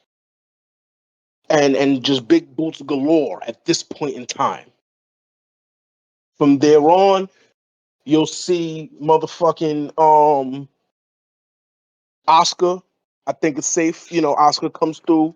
She's doing her thing. She's doing her ring general shit. No offense to Gunther. Directing traffic and shit, trying to, make sense of the chaos at this point in time, and also exact some revenge over on Io for Io choosing the wrong side, targeting the four champs just to further rub salt in their wounds and whatnot. I think she will truly be a general in this match at that point in time to rally her troops and gain the advantage after the onslaught wave of Charlotte and Rhea being on the same page. She's going to be the disruptor in that. At which point, who saves the day but AJ Lee, now exacting some form of her revenge. She comes in, now she evens out the odds, or I should say further out the odds for her team, and now it's a full 5-on-4. She's doing her thing, boom, boom, boom, boom, going out there. That's pressing everybody at this point. Shit, even might come off the second turnbuckle when Thez press Nia Jax or Lash Legend at some point. We're about to get pancaked. It's just kendo sticks galore. I can see her wielding the kendo stick for a great portion of the match. Matter of fact, I would expect to see AJ Lee Specifically, I'm going to call this spot AJ Lee and Asuka dueling kendo sticks. I just see that for some reason. So she's going to, reintroduce, no pun intended, the crazy into the match, being that's her superpower. And then, of course, finally, Becky Lynch comes out to slow that momentum down. She'll come in somehow as snakish as she can, even though she's expected because she's the last participant. But she'll come in as snakish as she can to derail the momentum built by AJ Lee. Only for her to almost run into a shot that then slows her momentum. We'll have AJ Lee, Becky Lynch face down, and then everybody lines up and face down and stare down, and then the match beyond can truly begin. Who goes over? Who goes over? I mean, I think we get this kind of straightforward and say the babyface team goes over, to be honest with you. I think the babyface team looks strong here. Okay. Who eats the pin, so to speak? Yeah. To be honest, Becky Lynch does not eat the pin. It would not serve for where we really need to get to, which would probably be at WrestleMania if they stretch this shit long enough. Becky Lynch does not eat the pin. She'll eat a bad fucking spot though. She will eat a bad spot, courtesy of AJ Lee, courtesy of probably not even AJ Lee delivering a spot, but setting Becky up for the spot and say it's being delivered by way of a flying Io Sky crashing down on her. But who eats the pin? I feel Asuka eats the pin for her team. Wow. Because on some real shit, Asuka's the fucking leader of her team the whole time. Oh hell yeah! Oh hell yeah! Asuka eats the pin. Oh yeah! Oh yeah! Oh She yeah! has to. Oh yeah! Damn. You could tease them up. Well, they're the tag champs, so I wouldn't say break them up just yet. But you can even add a little bit of friction where it's like Kyrie doesn't not so much turns on her. You can leave that you can kind of skew that with ambiguity a little bit where it's like, did she really mean not to save her? Could she not have saved her? Or did she intentionally move too slow to help Asuka out from taking this nasty bump that ultimately cost the team the match? You can shroud that with some ambiguity because Kyrie's sick of her shit. Damn. But Asuka eats the pin. Definitely. Wow. Before I actually get to my breakdown, so what do you think about Pyro? What he said? Say that again? He's asking me what I think of what you broke down. Okay. Yeah. I think the only thing I would change, and just to make it this is how the match almost ended, but like do a fake out, like where you think this is going to be the finish, but it ends up not being. You have Becky be the last one to come in, but instead of entering the ring, Becky stays on the outside, just throwing weapons in, like doing her best to irritate the shit out of AJ Lee. And have that spot where, like AJ gets so fed up with Becky that she almost leaves the cage just to get Becky. Okay. Can you imagine for that role? Well, yeah. this is the thing. No, but this is the thing though. It only counts when all the members are in the match. So if Becky never enters. Right, but if somebody leaves the cage for any reason. No, not any reason. It's when the match officially begins. It's only when it's when the match beyond begins. Okay. Yeah. So she can legitimately go out and beat her ass. As long as Becky doesn't enter. Yeah. Okay, I was always under the impression that once you entered the ring, you can't leave. No. It's once the match begins. At all. When the match begins, you can't leave.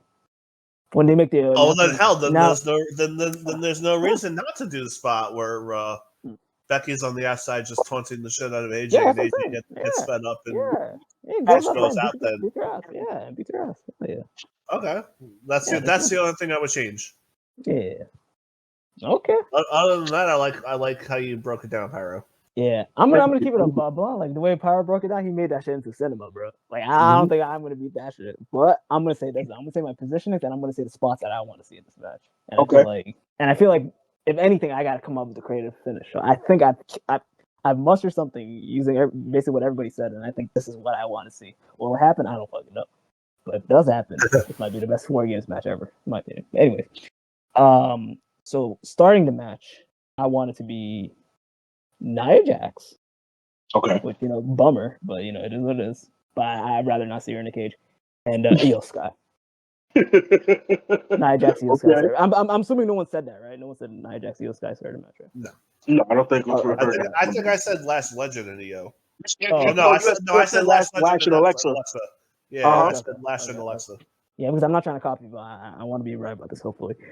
And then what I do see, since the babyface have the advantage, then it's going to be Rhea. Rhea's going to come in and support with the EO, and they're going to both, jump Nia, which precedes Lash coming out next. So then we have, 2-on-2, and we have the tag teams facing off. Then I think it should probably be Kyrie. No, wait. That's it's babyface, right? Alexa. Babyface have the advantage. Yeah, Alexa. Then Kyrie. Then Charlotte. And have wait. No, then Kyrie. Then wait, who's her name?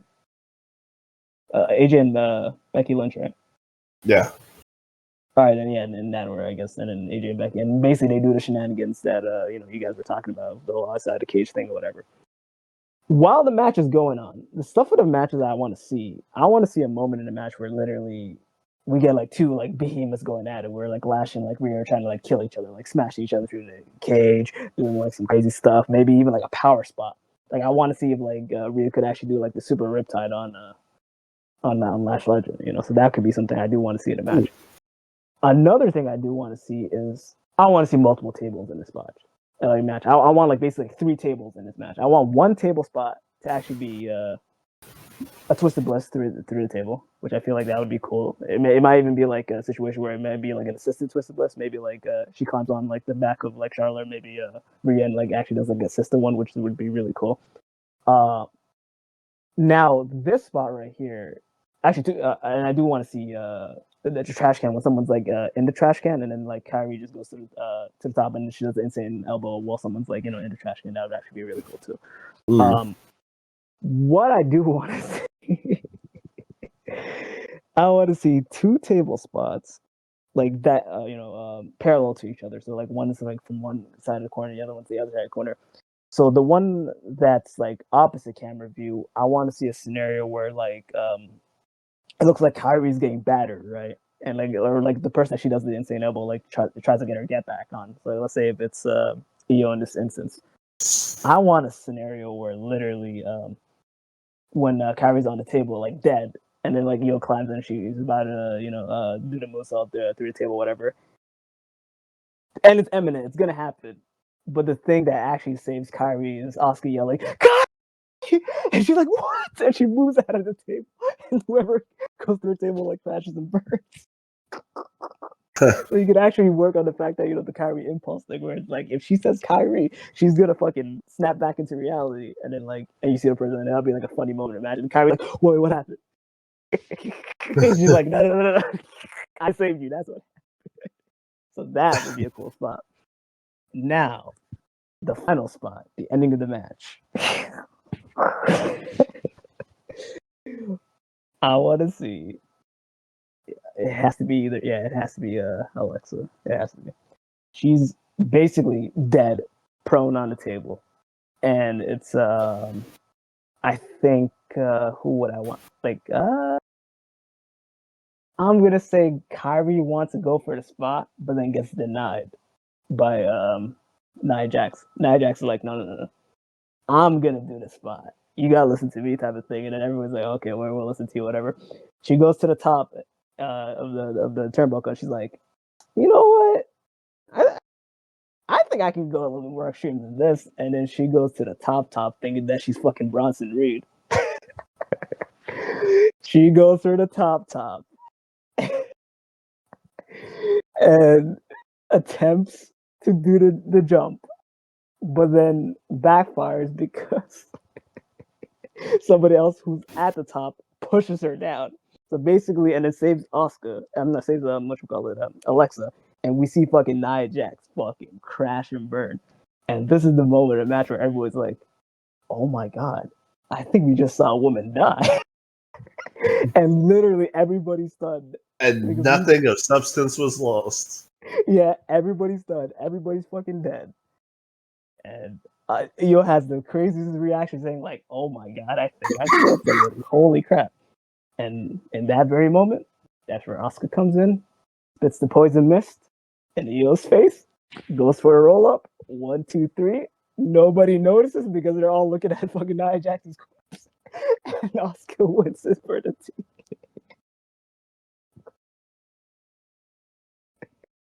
And then everybody still no sells Asuka win because we literally just saw Nia Jax die. And that's the end of the match right there. Damn. I know. Rest in peace, Nia, I guess. Because I'm thinking in my mind, Lashley's not stupid enough to do that spot. Who else? Mr. Queen. Yeah. Closely tackled. AJ's not doing that spot. Becky's nuts. Becky's Yeah, nuts. yeah. Because I think they're gonna drink on that Kool-Aid and fucking have like Nia Jax was crazy. But yeah, Pyro, what do you think about that? That, sheesh, man. That's that a rough bump. That is a tough one there. And if she somehow doesn't get injured from that spot, and she doesn't have to need a double ACL surgery or whatever, so that would be one hell of a moment. Don't be the Bronson Reed of that match. Yeah, because I still to this day don't understand why he did that shit. Like Jey Uso, not Jey Uso, Jimmy Uso being Jimmy Uso, busted his big toe on just doing a spot. What the fuck was Bronson thinking being twice the size of broke. What was the injury? Broke both his ankles. Both his ankles, yeah. He yeah. Yo. His ACL, MCL, you Wait, so is that why you keep trying to convince me to jump off of shit all the time, Claude? You want to see me break my ankles? Not only that, but like literally one of your childhood heroes is freaking the Hood legend Jeff Hardy. Like everybody Hood loves him for a reason. So that's what I want you to be, a Hood legend. Oh, I want you to be invited to the cookout. That's what I'm trying to say. Kill yourself for the culture, man.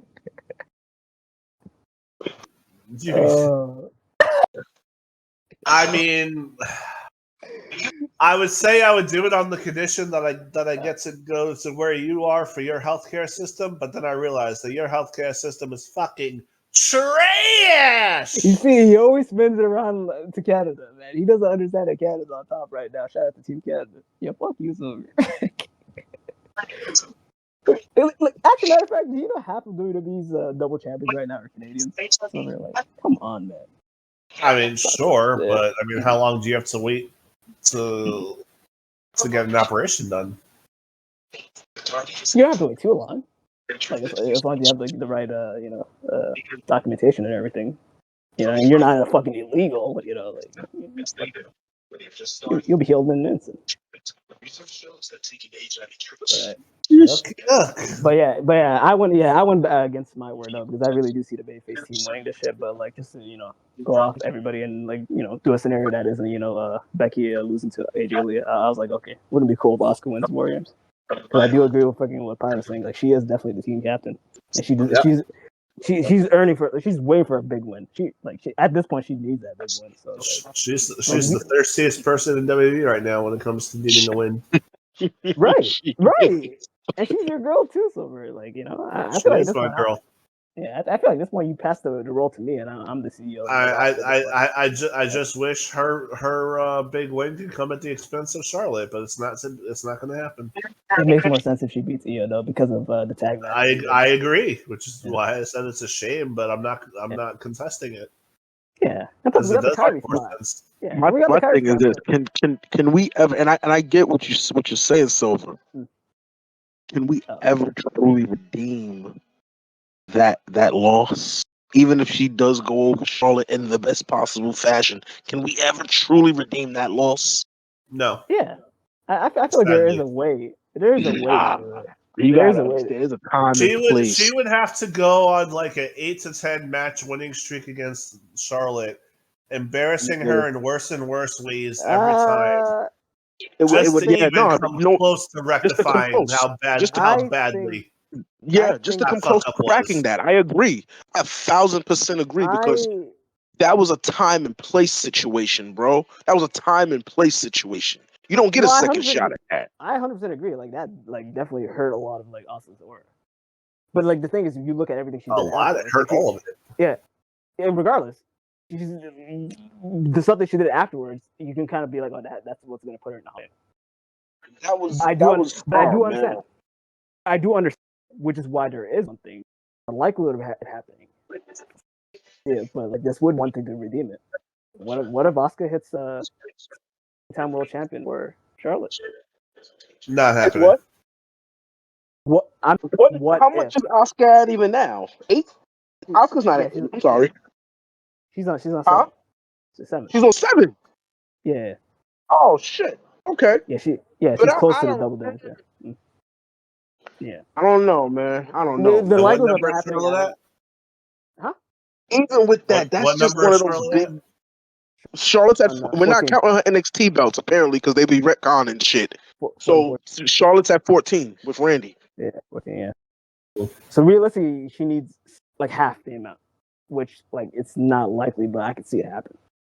Like half the amount, and then she'd be at 14, and then basically, yeah.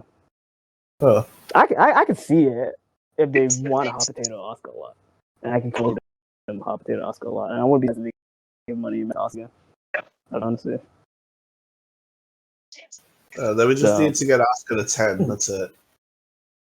Listen, Asuka would have to be. There's too many other main characters at this point in time now. Asuka was a new shiny toy at that time. Not to change the trajectory of conversation, but just real quick. It was a special run. No, it was a special run, bro. I was watching this as one. I was watching the most debut on it. Yeah. Absolutely, yeah. And for it to be built to the magnitude that it was, just for and then to go on and win the Rumble and doing all these, it's one thing she lost, okay, but you had her tap out, lose. Come on, man. Nah. I get what you're saying, but the thing is, because I think it was that WrestleMania, I think the Shinsuke thing was more of a travesty. Shinsuke thing was bad too. The fact that happened at the same WrestleMania. No, yeah, but number one. Because the thing about Asuka is like all that happened, but it still doesn't have the fact that she was undefeated for 900 plus days and she did what she did. Shinsuke, yeah, but here's the thing: you gotta understand, it was the culmination. She was undefeated for 900 some days, the bulk of which was in NXT. Yeah, correct. And you're right. I'm not to take away. Shinsuke needed that. Okay, let me put it like this. The way I'm looking, and like even though like you guys would be like it's not the same, but I think it's the same in my eyes. The way I'm looking at what they did with Asuka with the Charlotte that WrestleMania is like what I think what they did in Gunther this WrestleMania, having him tap out the Jey Uso. If Gunther can bounce back from it is similar. It is very similar. Yeah, and the thing is, no one's talking the same about like what happened to Gunther, like what happened to Asuka. And that's the issue that I have. If it actually is the same, because you want to know why there's a difference. You want to know why there's a difference? Yeah, tell me. I'll tell you why.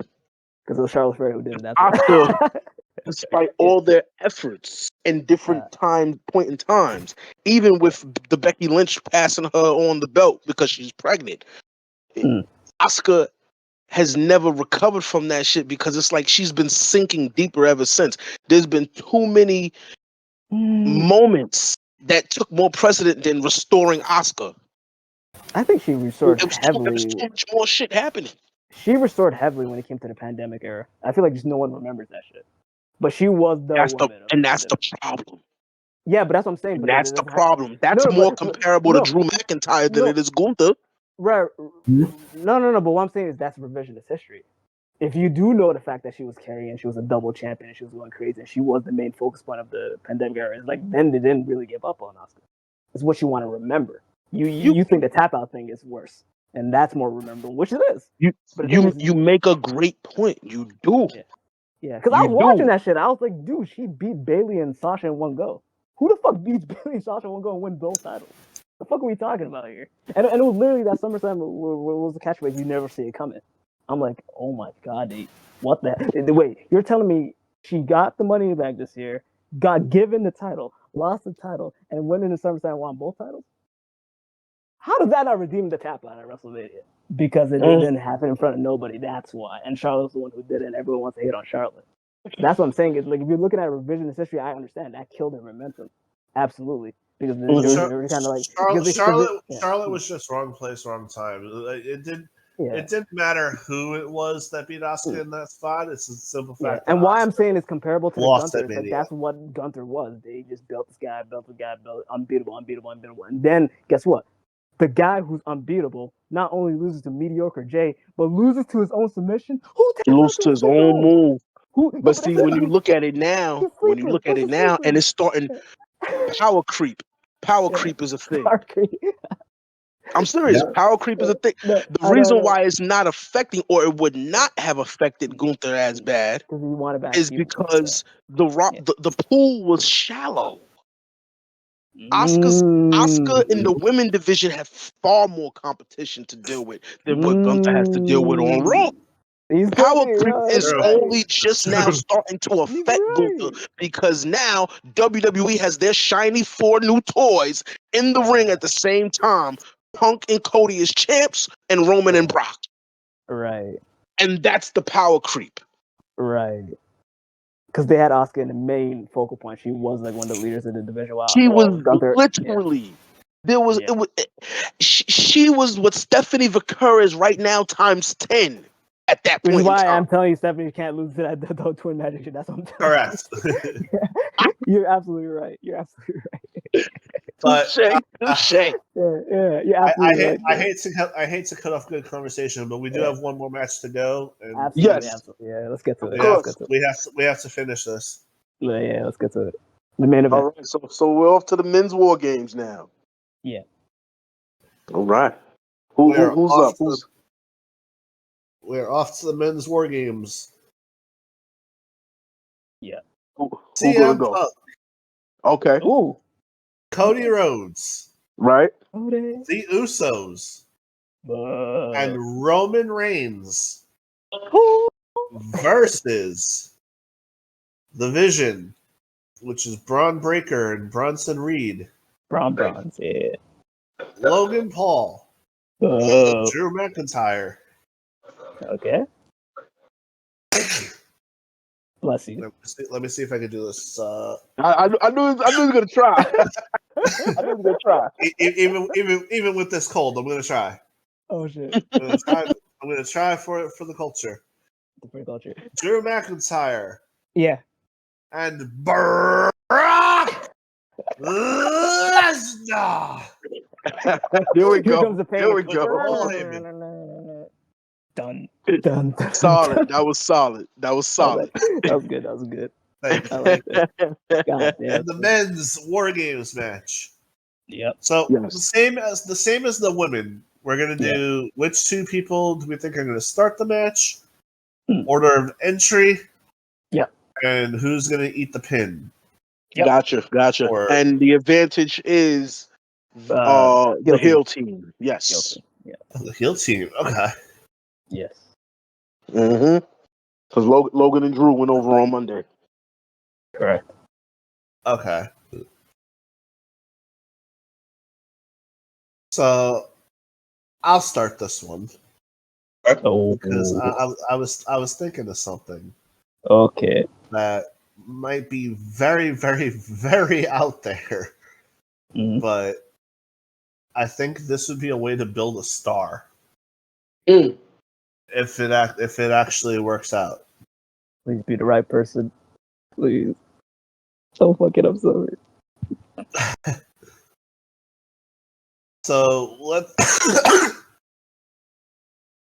let's start the match with Drew McIntyre and wait, the heels have the advantage? Yes, the heels have the advantage. Yeah, it will regardless. No. Never mind. Let's start this with Again. I was gonna say it doesn't matter which two you start. Like it just only matters who your third person is. But...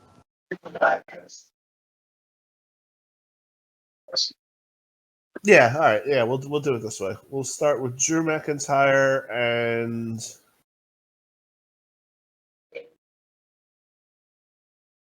Jimmy Uso. Because fuck it, why not? Holy shit! Safe start. Holy crap! Okay. And you just have the scenario where like Drew McIntyre is beating the ever loving shit out of Jimmy. Jimmy's trying his hardest to make the comeback. Time runs out. Logan Paul enters the match third. I mean, enters the match second for the Vision. Mm-hmm. Just beating the dog water out of Jimmy until Jay comes out to make it a 2v2. Then you have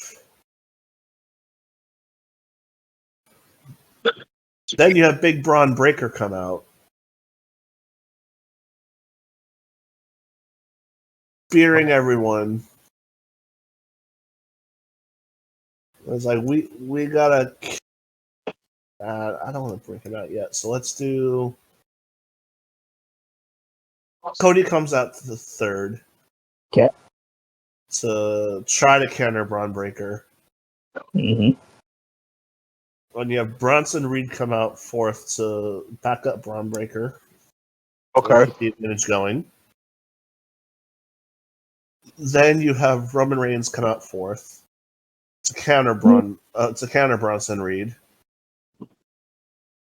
which forces Brock Lesnar to come out and counter Roman Reigns, and which finally leads to Punk being the last one out.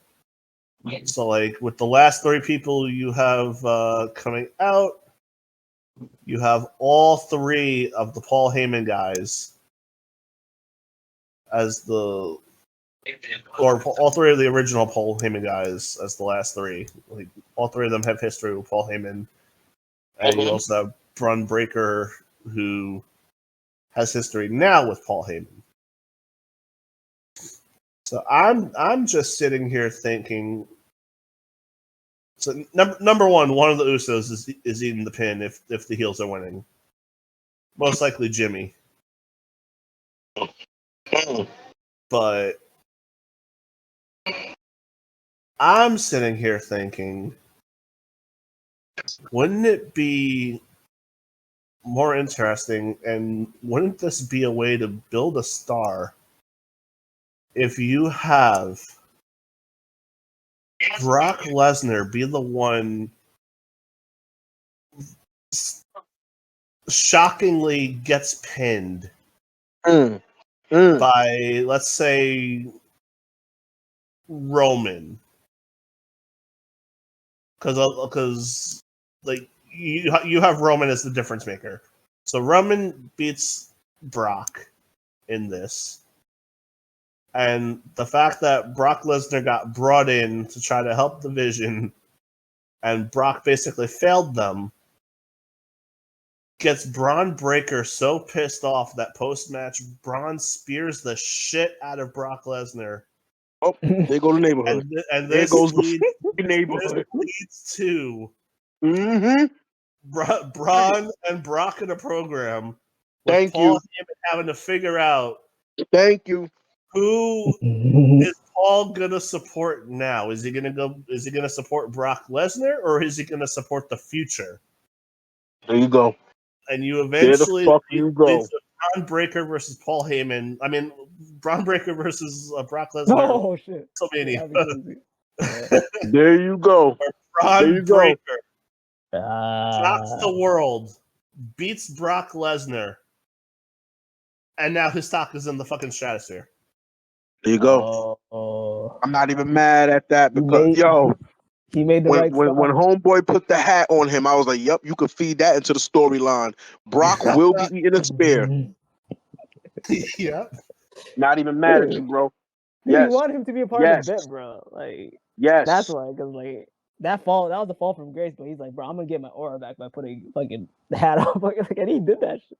And bro should have kept that shit. I mean, Braun Breaker, he's like, nah, I'm taking this shit off. Like, I have absolutely no problem if I'm in the minority on this one, but I just think that would be an incredible way to build Braun Breaker as the next star. I agree. I absolutely agree because not to an extent. That's like 90% of what I was gonna say. Okay. Oh, so basically absolutely. the same thing, but okay, so the same scenarios, but then is it like the entry and the? No, and my the, entry probably is a little different because this was the one that I have the toughest time figuring out. But as far as Silver saying, Brock eating a spear from Braun Breaker, oh yeah, and then it leads into a program, oh yeah, oh yeah, oh yeah, oh yeah. I'm for it. I'm for it because at this point, you know how everybody at one point was hyping up, oh, Gunther and Brock. Right. Gunther doesn't need the Brock match at this point. Especially if he's the one to go on to retire Cena. Already having Goldberg under his belt. Braun Breaker needs that. He can definitely benefit from that, though. From a match with Brock. Oh, yeah. I'm for it. Oh, yeah. Oh, yeah. Oh, yeah. The Otis picked him. Oh, man. Okay. I like that. I like when you was cooking with that one, brother. Yeah, you cooking that one because he saved us some time because Pyro would have went in depth with that shit. With that one. Holy shit. All right, Like this is the one. This was the one match that I really sat and thought about. I'm like, what's the point of having all these people in this match? This all-star team. All right. Number one, just to have them lose, and number two, for it to not lead to anything. Right. The best way for this to lead to something would be like. How does it benefit the future? Brock in any kind of title picture, and both fucking champions are on one side. Exactly. You have Brock get pinned, that takes him out of title contention. And since they're pushing Roman as like this third wheel to the whole title hunt situation, Roman needs to look strong. So letting him pin Brock, pin Brock. Yep, take care of that. Yes, I agree. Definitely agree with that. Definitely agree with that. Right in there. Now I have a question. And you protect Logan and Drew because they're the two people most likely to eat a pin, but that would hurt them. It wouldn't hurt Brock. It would hurt Bronson, and it would hurt Braun. The only one that doesn't get hurt by getting pinned is Brock. Question. The spear that you were talking about, that happens. You said that happens in a post-match scenario for you? Yeah, after Brock gets pinned by Roman, what if it happens twice? Well, the only way it would happen twice is if Braun accidentally spears Brock. Yes, and then on purpose. Leads to Roman hitting a spear on Brock. Yes, 1,000%. Yes, I would not be against that, but it would also kind of diminish the surprise factor of Braun spearing him post match because he already speared him once, and it also puts in Braun's head like, shit, I just cost us the match instead of Brock costing us the match. I can't be mad at Brock if I'm the one who speared him. But unless I spear him because I want him to lose. Right. Not even that. Remember, this is long-term storytelling. Long-term. Let me just go on to say this to save us some time here too.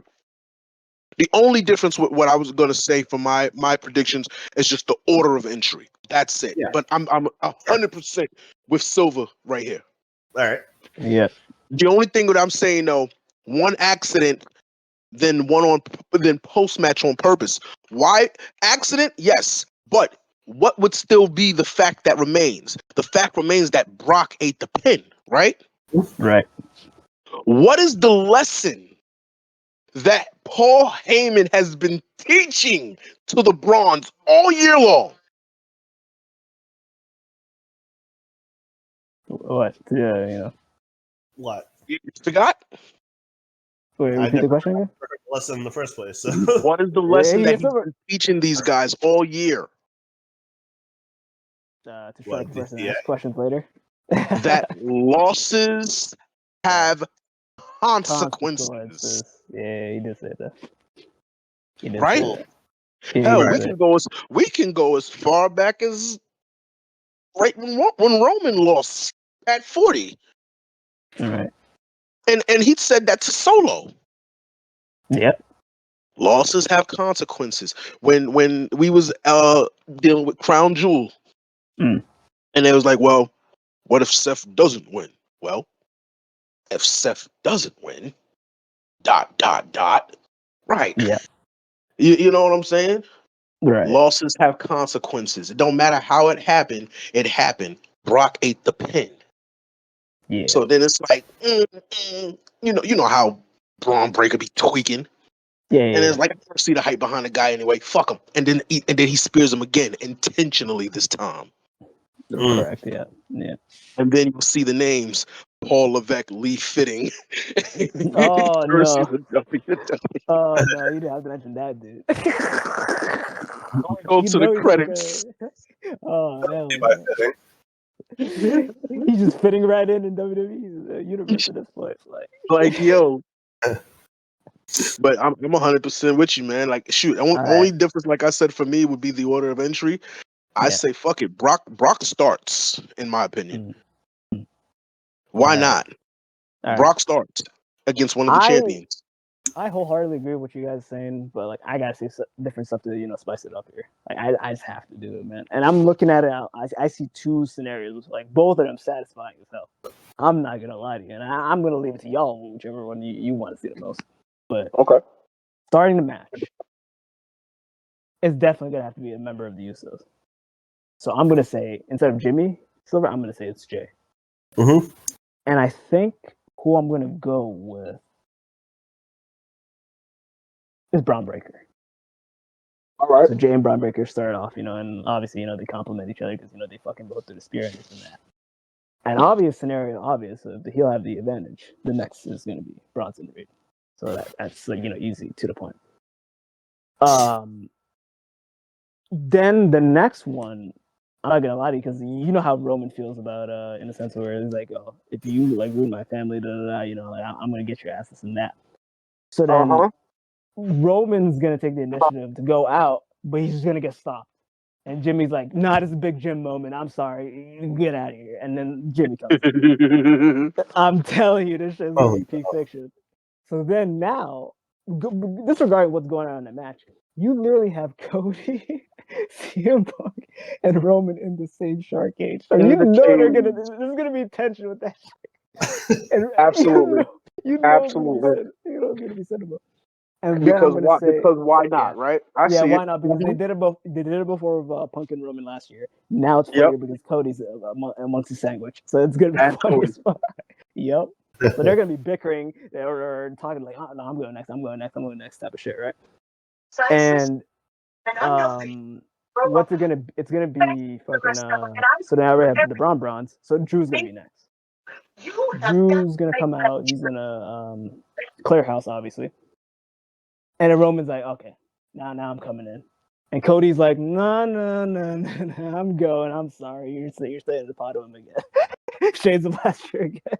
Shades of last year. Yeah. Roman's like, what the fuck is going on, bro? You trying to ruin my whole family? What the hell's going on? And then it's gonna be Logan. Logan's definitely gonna do his high spots and all that crazy crap. And then you're just gonna literally you're gonna see the camera like pan onto like Roman and the Punk, and they're gonna be arguing and be like, no, let's do that. Like, you don't respect me. I'm the tribal chief, this and that. He's like, yo, he's the QB, yo. You gotta listen to him, bro. I'm the team captain. Right. You gotta they're gonna be arguing like a motherfucker. Exactly. Mm-hmm.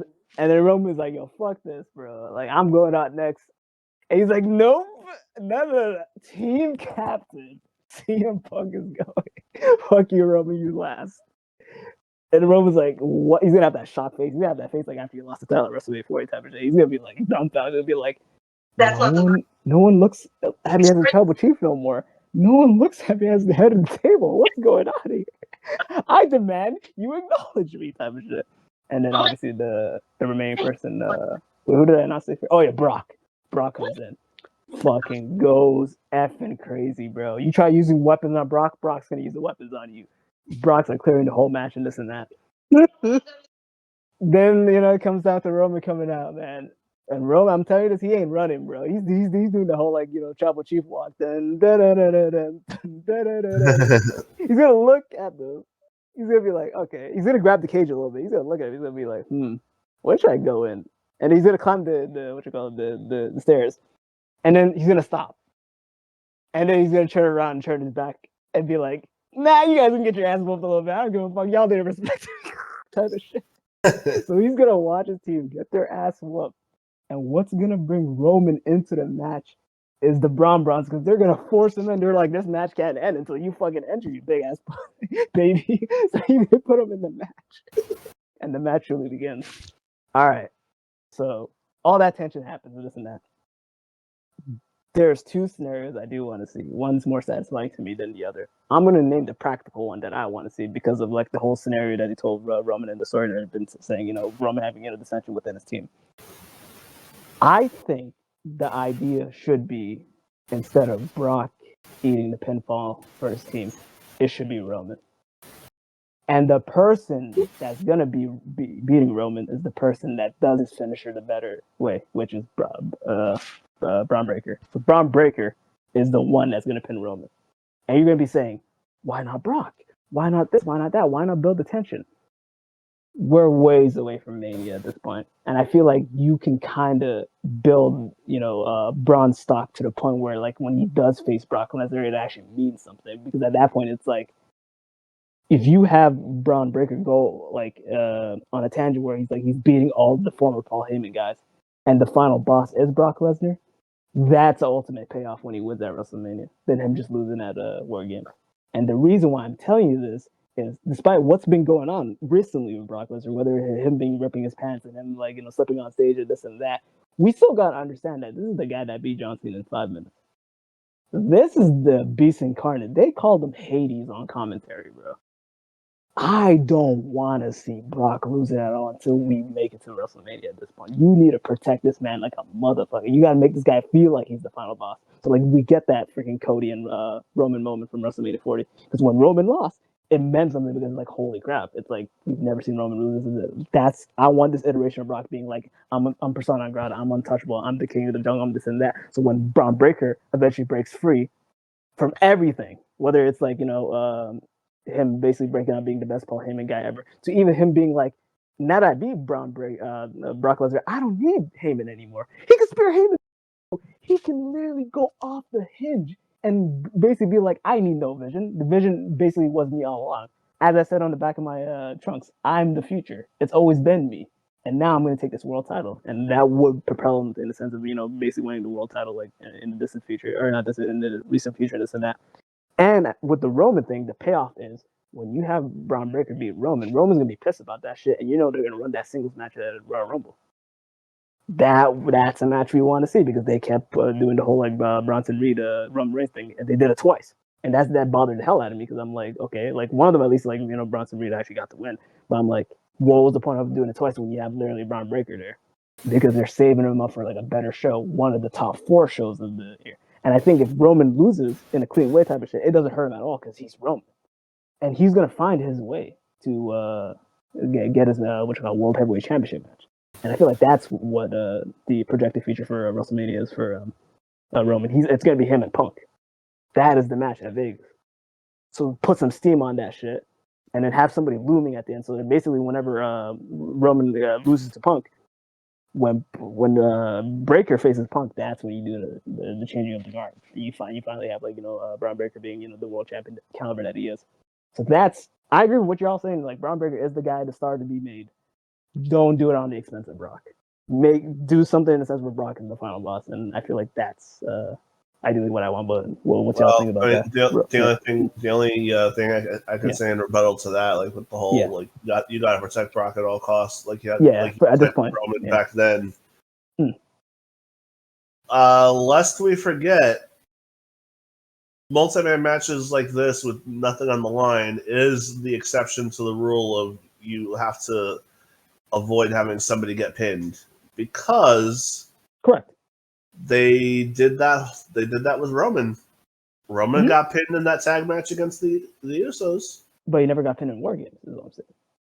but Some it's days. still a tag match with nothing on No, the but line. tag- Multi-man matches is the exception. I see what you're saying. No, and the reason why I'm Yeah. saying this too, no, I get what you're saying with the multi-man, but I feel like It's the one time you can afford it. Yeah. the one time you can afford it, but I feel like with Brock, this obviously is his first War Games match.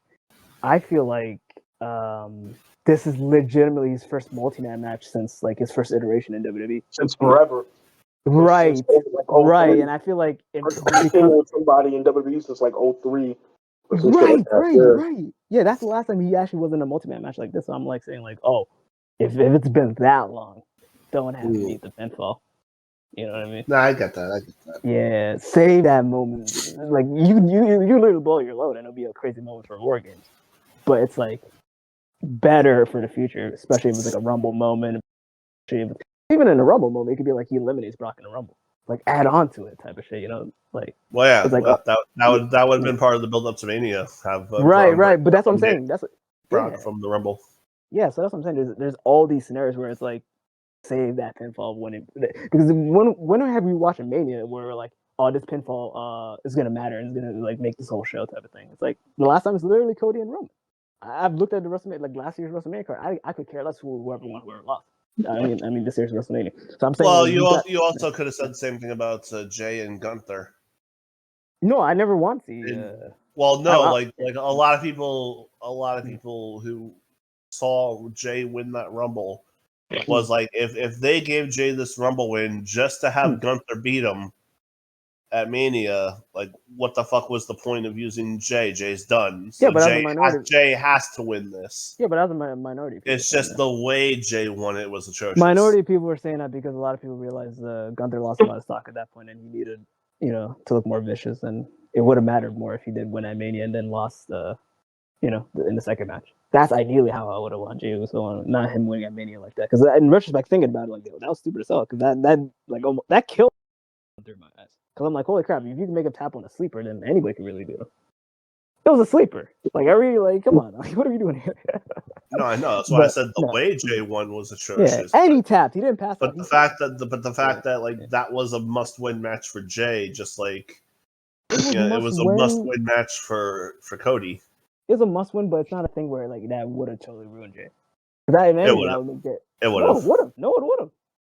Okay, let me put it like this: he loses, and he's on a constant losing. Does he get the IC? No, he doesn't. Because a lot of people are gonna be like, this guy's just losing, and like you're gonna have a lot of people garner sympathy. He would have been on a sympathy run right now. He would have been literally what LA Knights have been going on right now, in the sense where a lot of people are like, we want to see this guy win so bad. That would have been Jay at this very point if he didn't win that Mania, and we all know it. Like, come on, because like the crowd would be like, okay, yeah, he's over with the entrance. Now is he like going on a winning streak? No, he's not. He's losing. And, like, it's like, holy crap, we want to see him win. Come on, dude, we want to see him win. So he would have garnered more. There would be no backlash with Jay. The backlash started because at Rumble is because everybody wants to see Cena win, but we moved past that. You know what I mean? And no one's gonna hold Jay to like, oh, like, yeah, he should, Cena should have won that Rumble. No, but the world title is like, yeah, he held that title on a shitty match. By the way, that match won in like 4 minutes or some bullshit. I feel like it was like a rush match too. But so the point being, what I'm trying to say, so that is a scenario I can see. Protect Brock, that's the money match. Now, what I personally want to see is you can do that whole scenario, everything I say to build the tension, Roman, this and that. But there's an out clause with the heel team. Because if you look at the heel team, one of these guys is not like the other. One of these guys can get pinned, and everybody would want to see it. So what I want to see is a scenario where basically that one individual that, Logan Paul, basically gets Crossroads, gets GTS, gets speared, gets Uso splash from the top. Babyface team wins. I'll be so happy. Like literally combo finisher. Sacrificial lamb Paul. Yeah, combo finishers, man. He eats a pinfall. Does the heel team look bad? No, because it's Logan Paul that lost. Because it's Logan Paul, right? Exactly. And he got what he signed up for. You want to be a part But of that is games, definitely the lowest hanging fruit, though, because it's Logan Paul. Like, exactly. You know how sick that scenario would be. Crossroads, he gets up from that. GTS hasn't fallen yet. Speared. All right. Double Usos. fuck, give Jimmy the win. I'll go fuck. And then that's ideally what I want to see, because how much of a prick Logan Paul is, and how they're kind of like, you know, pushing him for like no fucking reason. Like I get it. I feel like crazy ass matches, this and that, but it's like he hasn't evolved as a character for me to actually be invested in anything he does. He legitimately is that gag character in wrestling where it's like, I'm the bad guy, nah, nah, nah, nah. And then it's like, I'm going to be a part of everything. I'm going to be a part of anything. I'm going to do this for social media clips and this and that. Talented as hell. No development whatsoever with his character. And I'm kind of fucking jealous that he's the only motherfucker that has a time trial in the WWE. Like, what the fuck? Like, it's only him. Anybody else but him, bro? Give everybody the Titantron treatment. These songs trash, though, but everybody... Come on, give it the Titantron. But come on, we need that Jimmy Uso Titantron because you know he's the king. Right. But yeah, that's literally what it was. And in my mind, I'm still kind of bummed out too. Like, who could have potentially been in that Logan spot? Because we talked about this months ago. It could have been that guy. That guy could have been so many people, but it was Logan. And it's like, wow, you had an all-star team and then you have Logan, which is the Outlaws. But the thing is, like, will the Outlaws be, you know, seen at the Survivor? You know, we have to see it. But as far as I know, that's the two scenarios I see. I see either Roman needing the pinfall, and then realistically speaking, the heel team like basically winning off Roman's expense. And it'll be so cool because like with Roman, you can kind of have more animosity, being like, I don't even know why I did that. Because literally, he say like on the one of the shows, he's like, I don't want to see the Usos until Christmas. You just basically brought him back to make him look like a hypocrite. Like what the fuck is going on here? Like he said he Usos, and he wouldn't want to see these guys at all. Yeah, you brought him back, and then you do that segment on Raw where it's like literally, oh, I'm the king of the mountain, I'm the king of the mountain, and I just want both titles. That's what Roman really. He doesn't care about his family. He either wants a world title or the WWE title. Let it backfire him, you know. And then I want him to be big. By the way, he wants your title, Cody. No, he wants Cody's title. He wants Punk's title. I promise you. That's what Punk said, you know. I don't give a fuck. That's for y'all to figure out. He did say that. You're right. But yeah, that's my oh, sorry. Floor is yours. Yes, the story is next. Yeah. Okay, so Cody's having a lot of issues with Drew McIntyre. Yes. So that's where that's gonna start off, in my opinion. Okay. That would sound pretty good. So like Cody would be like, I'm starting off War Games, Drew McIntyre, get your ass out here. And like Paul Heyman's like, no. And like Logan Paul's like thinking like, yeah, I'm gonna stay in the cage. Yeah, hell yeah. And it's like Drew McIntyre's gonna go. It's like Paul Heyman's like, Logan, you're out. And he's gonna have to like look at all four of the bigger men, and he's like, shit, I can't argue. He gets that in against Cody Rhodes, and they start off the match because of that. Okay. So that's where Logan Paul comes in. And then like he's getting his ass beat, and they're getting their advantage, and like Cody's like, Drew, because like Paul's on the ground and stuff, and like the camera goes to Drew, and he's like shakes his finger, and like Bronson Reed comes out. So by this point, like Cody's fucking livid, and Roman Reigns like, I have no ties to this. I'm only here for my family. I ain't going to set one finger to like protect this Cody person. And then like that's like I got where no the horse in this Usos race. that's where the Usos try to like chime in. So like one of the Usos will kind of go out and to even the odds, because they're kind of more the impulsive people at the moment. Even though they're saying they're the ones with their head in the game, they have been impulsive. Yeah. So I would say one of the Usos goes out. After that, I would go with Drew finally making his appearance. Okay. And then it would go to like the other Us, and because both Roman's family are now in the arena, he's gonna feel more obligated to help out. So it's gonna go to, I'd say, Brock Lesnar, and then Roman Reigns, then Braun Breaker, the Dog. Yeah. Afterwards, and finally CM Punk is the last one in. Okay. And I'm gonna say Roman needs to pin to the heel team. Who wins though? That one I don't really have a good idea of, but like I'd probably give it to Braun Breaker. Let's go. Attaboy. Let's go. But no, that my start of like Logan Paul in is like different from everyone else at I least. swear to God, they better play like Braun Breaker's singles theme. Like I better hear "There's Demons in My Way." Mm-hmm. They better not play that mashup song. I promise you, they better not. Damn, man. Okay, sorry, I'm not So, gonna. yeah.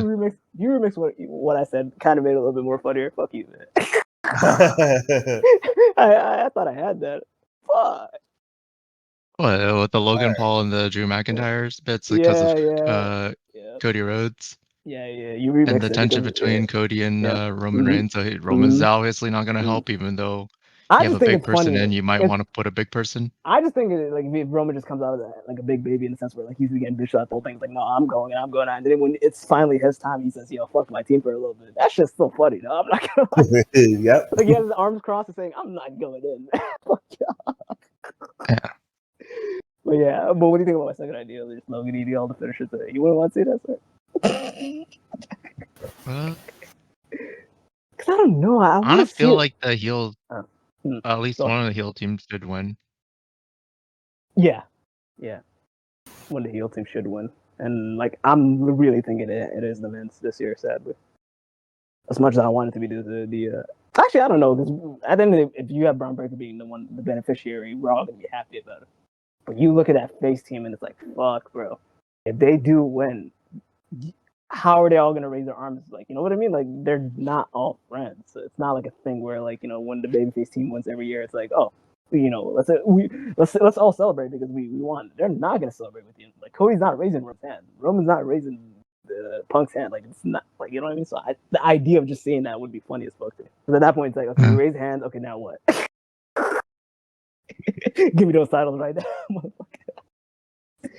But yeah. And we end things off. Last but not least, if he's still here, Peter. Peter.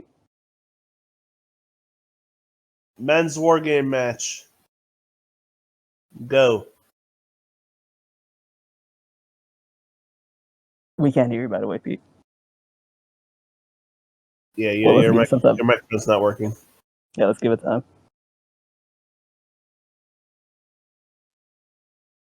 What are you waiting? And did anyone say like Pete's profile picture on Discord kind of looks like blue from like Foster Someone for Imaginary Friends? No one, it's just me. Okay. That is definitely blue. I was about to say, definitely bro, blue. that's blue, bro. Blue Bogard. Speaking of profile pictures in Discord, what the fuck are you rocking, Pika? I'm Oscar. I told you, I'm the CEO of Oscar. I told you this. With the devil horns and everything. Yeah. It's Oscar. It's Oscar if she was actually an animated character. Like you don't That's know what I thought it was. That's what I Oh, thought it okay. was. Yes. Yeah, because WWE's working on anime. It's soon to come. You know, I'll show you the pictures. You know. Can you hear me now? Yeah, we can hear you. Yep. We can hear you. Hold on. Now. Yeah, we can hear you. We can hear you. All right, Yeah, so we can hear you. I'm gonna agree with Sora. I think Cody and Drew are gonna start the match off. Damn. Then I think who's gonna start off? Let me see. Then I think next would be Logan, followed by Jimmy, followed by Braun, followed by Jay, and then followed by and then I'm gonna say Brock's gonna be last for the team, and then Roman's gonna be the last for the babyface team.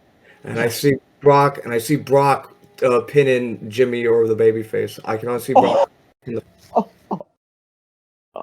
He said, "Yo, fuck the whole like what Pig was talking about, like the making Brock protecting Brock. You have to make Brock go strong and actually win after what happened Monday. Fuck, man. No." He said, "Jimmy." Yeah, so And really said have Brock pin Jimmy. Jimmy, It makes not sense. Jay, Not even Jay? He said Jimmy, bro. We're gonna put Jimmy 6 feet under. You know what? No, I'm gonna help my boy Pete right here, bro. It's gonna be a double F5 moment. He's gonna have both Uzos stacked, and he's gonna hit the double F5, but then he just happens to pin Jimmy. Yeah. That's what Pete was saying. Yeah. All right. I kind of like that a little more. Yeah. Don't mute yourself yet, since the Survivor Series card is officially over. I'm gonna open the microphone to Mr. Petey's awesome guest panel. Is there anything you would like to plug for the future, sir, since you have us here right now? Well, first of all, can you hear me? Yes. Okay. Well, let me just say in regards to that, Silver, I started my podcast 5 years ago, and it's a podcast made for fans, by a fan, to the fans. And one thing I learned about, being a longtime fan, and what I learned about being a fan and from fellow fans itself, is that we like the element of surprise. Not only that, as I also learned from the 2022, the late great Bray Wyatt's return, as well as the 2023 CM Punk return to Survivor Series, everything is perfectly cool. I mean, everything is always good on the day of. With that being said, I would say everyone will have to click and subscribe to PD's awesome guest panel and see who we have coming up for this Sunday night or possibly Monday morning's guest star, which you will be very, really not only surprised, but it's an episode you don't want to miss. Hell yeah! So you don't have to say who the celebrity you're interviewing is. I am not giving any spoilers. I am not giving any. No. I'm not asking for the celebrity. I'm asking if you would like to name any of your co-hosts. Or do you want that to be a surprise too? Everyone's going to have to learn on the day of. Yeah. All right, perfect. I respect. Because one thing Pete knows is like you don't make promises until you fulfill them. You gotta fulfill them. No, I agree. That's why I said perfect. He made the right answer. Yep. But that was a good shout out though. Yep. And that, ladies and gentlemen, is Survivor Series 2025, man. Oh shit! So we didn't do any traditional tag matches. Like what? Like no Raw vs. SmackDown? Like what's going on? I mean, SmackDown kind of walk Raw nowadays, so it's probably better that we don't have that. You're telling me? Actually, you're probably right. You're probably right because Dom had the IC title and we had Dom versus Dragunov. Dragunov would have fucking messed them up. You right? Yep. Oh, you right. Yeah, you right. And for the women's, I don't know. Oh yeah, you right. Actually, for the women's too, like. Holy shit! I want to argue with you so bad, but I can't. Yeah, because Raw sucks. You know what? It's 3 hours and it's on Netflix. You know what? I'm saying fuck Netflix. I'm saying fuck USA. I'm on Team NXT. Raw versus SmackDown versus NXT. NXT is gonna beat them every single year in my eyes. Nah, you know what team I'm on? What? Fuck Raw. Fuck SmackDown. Fuck NXT. Fuck Netflix. I'm on Team ESPN. Oh yeah, you're going to hell because you don't even have the subscription server. Like, how are you going to watch this? Are you going to be watching this? I'm getting it for free because ESPN's providing it because I'm such a good plug. I knew it. Yo, you're a sellout, bro. No. What? I bought in. Is this really your vision, Silver? The vision is a mystery. Because honestly, Silver, no one's seen. You're digging your days, Silver. Your judgment days, man. On the other side, by the way. On the other side. Oh, man. By the way, the right answer for the viewers at home They all said, fuck my credibility. It ain't Team ESPN. It's Team Angle at Survivor Series. You fucked up, Silver. Like, who didn't want to be on Team Angle at Survivor? Is it too late for me to switch to Team AEW, or are they already too far underground? Okay, wrap this up. We're hitting too much quota. Like, I don't want to be in those 3 names. Like, don't piss me. Fuck that Tony Khan, man, motherfucker. All right. So Yeah. hopefully by the time this gets uploaded, Survivor Hopefully. Series will be in a few hours. Yeah. Hopefully And everyone also, enjoys yeah. watching this show, and everyone enjoys the actual Survivor Series show. Happy Thanksgiving for those who Happy belated Thanksgiving to everyone. Pyro, Pete, Sora, Cloud, thank you for joining me Hell yeah, brother. for another incredible show. And Mucho. Peter, hope everything works out for you. Because if it does, you're going to the stratosphere, my friend. He's saying you're going straight to Thank you. the moon. Thank you. I'm not going to say anything else. I'm just going to say thank you, and then I'm going to fuck off. Bro, right? hey, yo, Silver, shut up. I respect it. Don't be talking about my best boy Pyro like that. I said Pyro, oh shit. Drama, dun dun dun. On the next episode of Total Drama Island, You never know. Never know. Pika confuses Pyro for somebody actually credible. Bro, What's going to they're be the both fallout? words that have 4 letters. Yeet.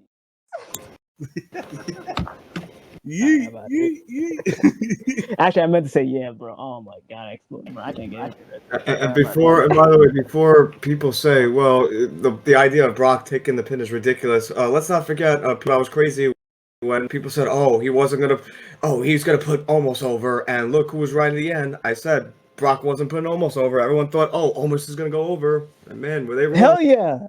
They were wrong. Yeah, Pete. Exactly. I said Brock's not putting that kid over.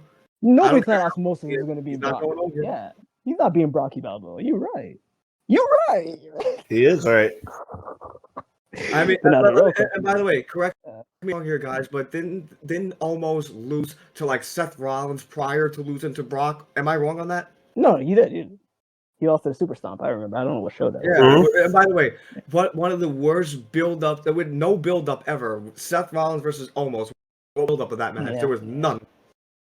It was almost as bad as the main event for WWE Stomping Ground Silver. You remember that? Exactly. Oh shit! I'd rather watch a great ball of fire all over again. Yeah. Yeah, we're wrapping up. But one thing I do want to say, that theme song for that show was really cool. Like, my feet go boom, boom, boom, boom. That's probably the best. Yeah, we're done. We're just winding down. If you need to go, sorry, go. Yeah, I appreciate your time, sir. It's about time he left. No, Silver, say it. Say it with the veracity that you use. Fuck, man. Like, I swear to God, Silver's getting old on us nowadays. It's about time that motherfucker left. Thank you, man. You gotta say it like that, bro. But it's always better if we say it to your face. Bro, one thing I want to say before we actually take it home, we got old radio. I'm here to show the world. I'm telling you, man, Royal Rumble 2026, say it to my face. Pretend that you're the man to has the nerve to stand to look me in the eye. I'm telling you, bro. If Alex that would be a surprise return, I can't lie. Bro, but this is the thing, though. Surprise return, top four. And then he gets eliminated. Top 4, I swear to God, the internet will go crazy. They'd be like, they really brought Alex Riley back just so he could be in the top 4. What? They really brought Alex Riley back at number 29. Yeah, it's like the equivalent of like when they did the Bad Bunny or like Shane McMahon coming out of nowhere. Because nobody thought Shane and McMahon would be in those Rumbles. That was like the most randomest of randomest. So. Yeah, say it to my face, man. Or I still spray it on my face.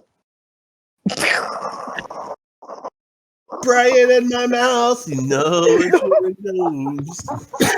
And this is where we end the show. Just try to avoid the eye. Spray it in my face. I got that look in my eye. Yes, Lord, chill. I got to look at my eye.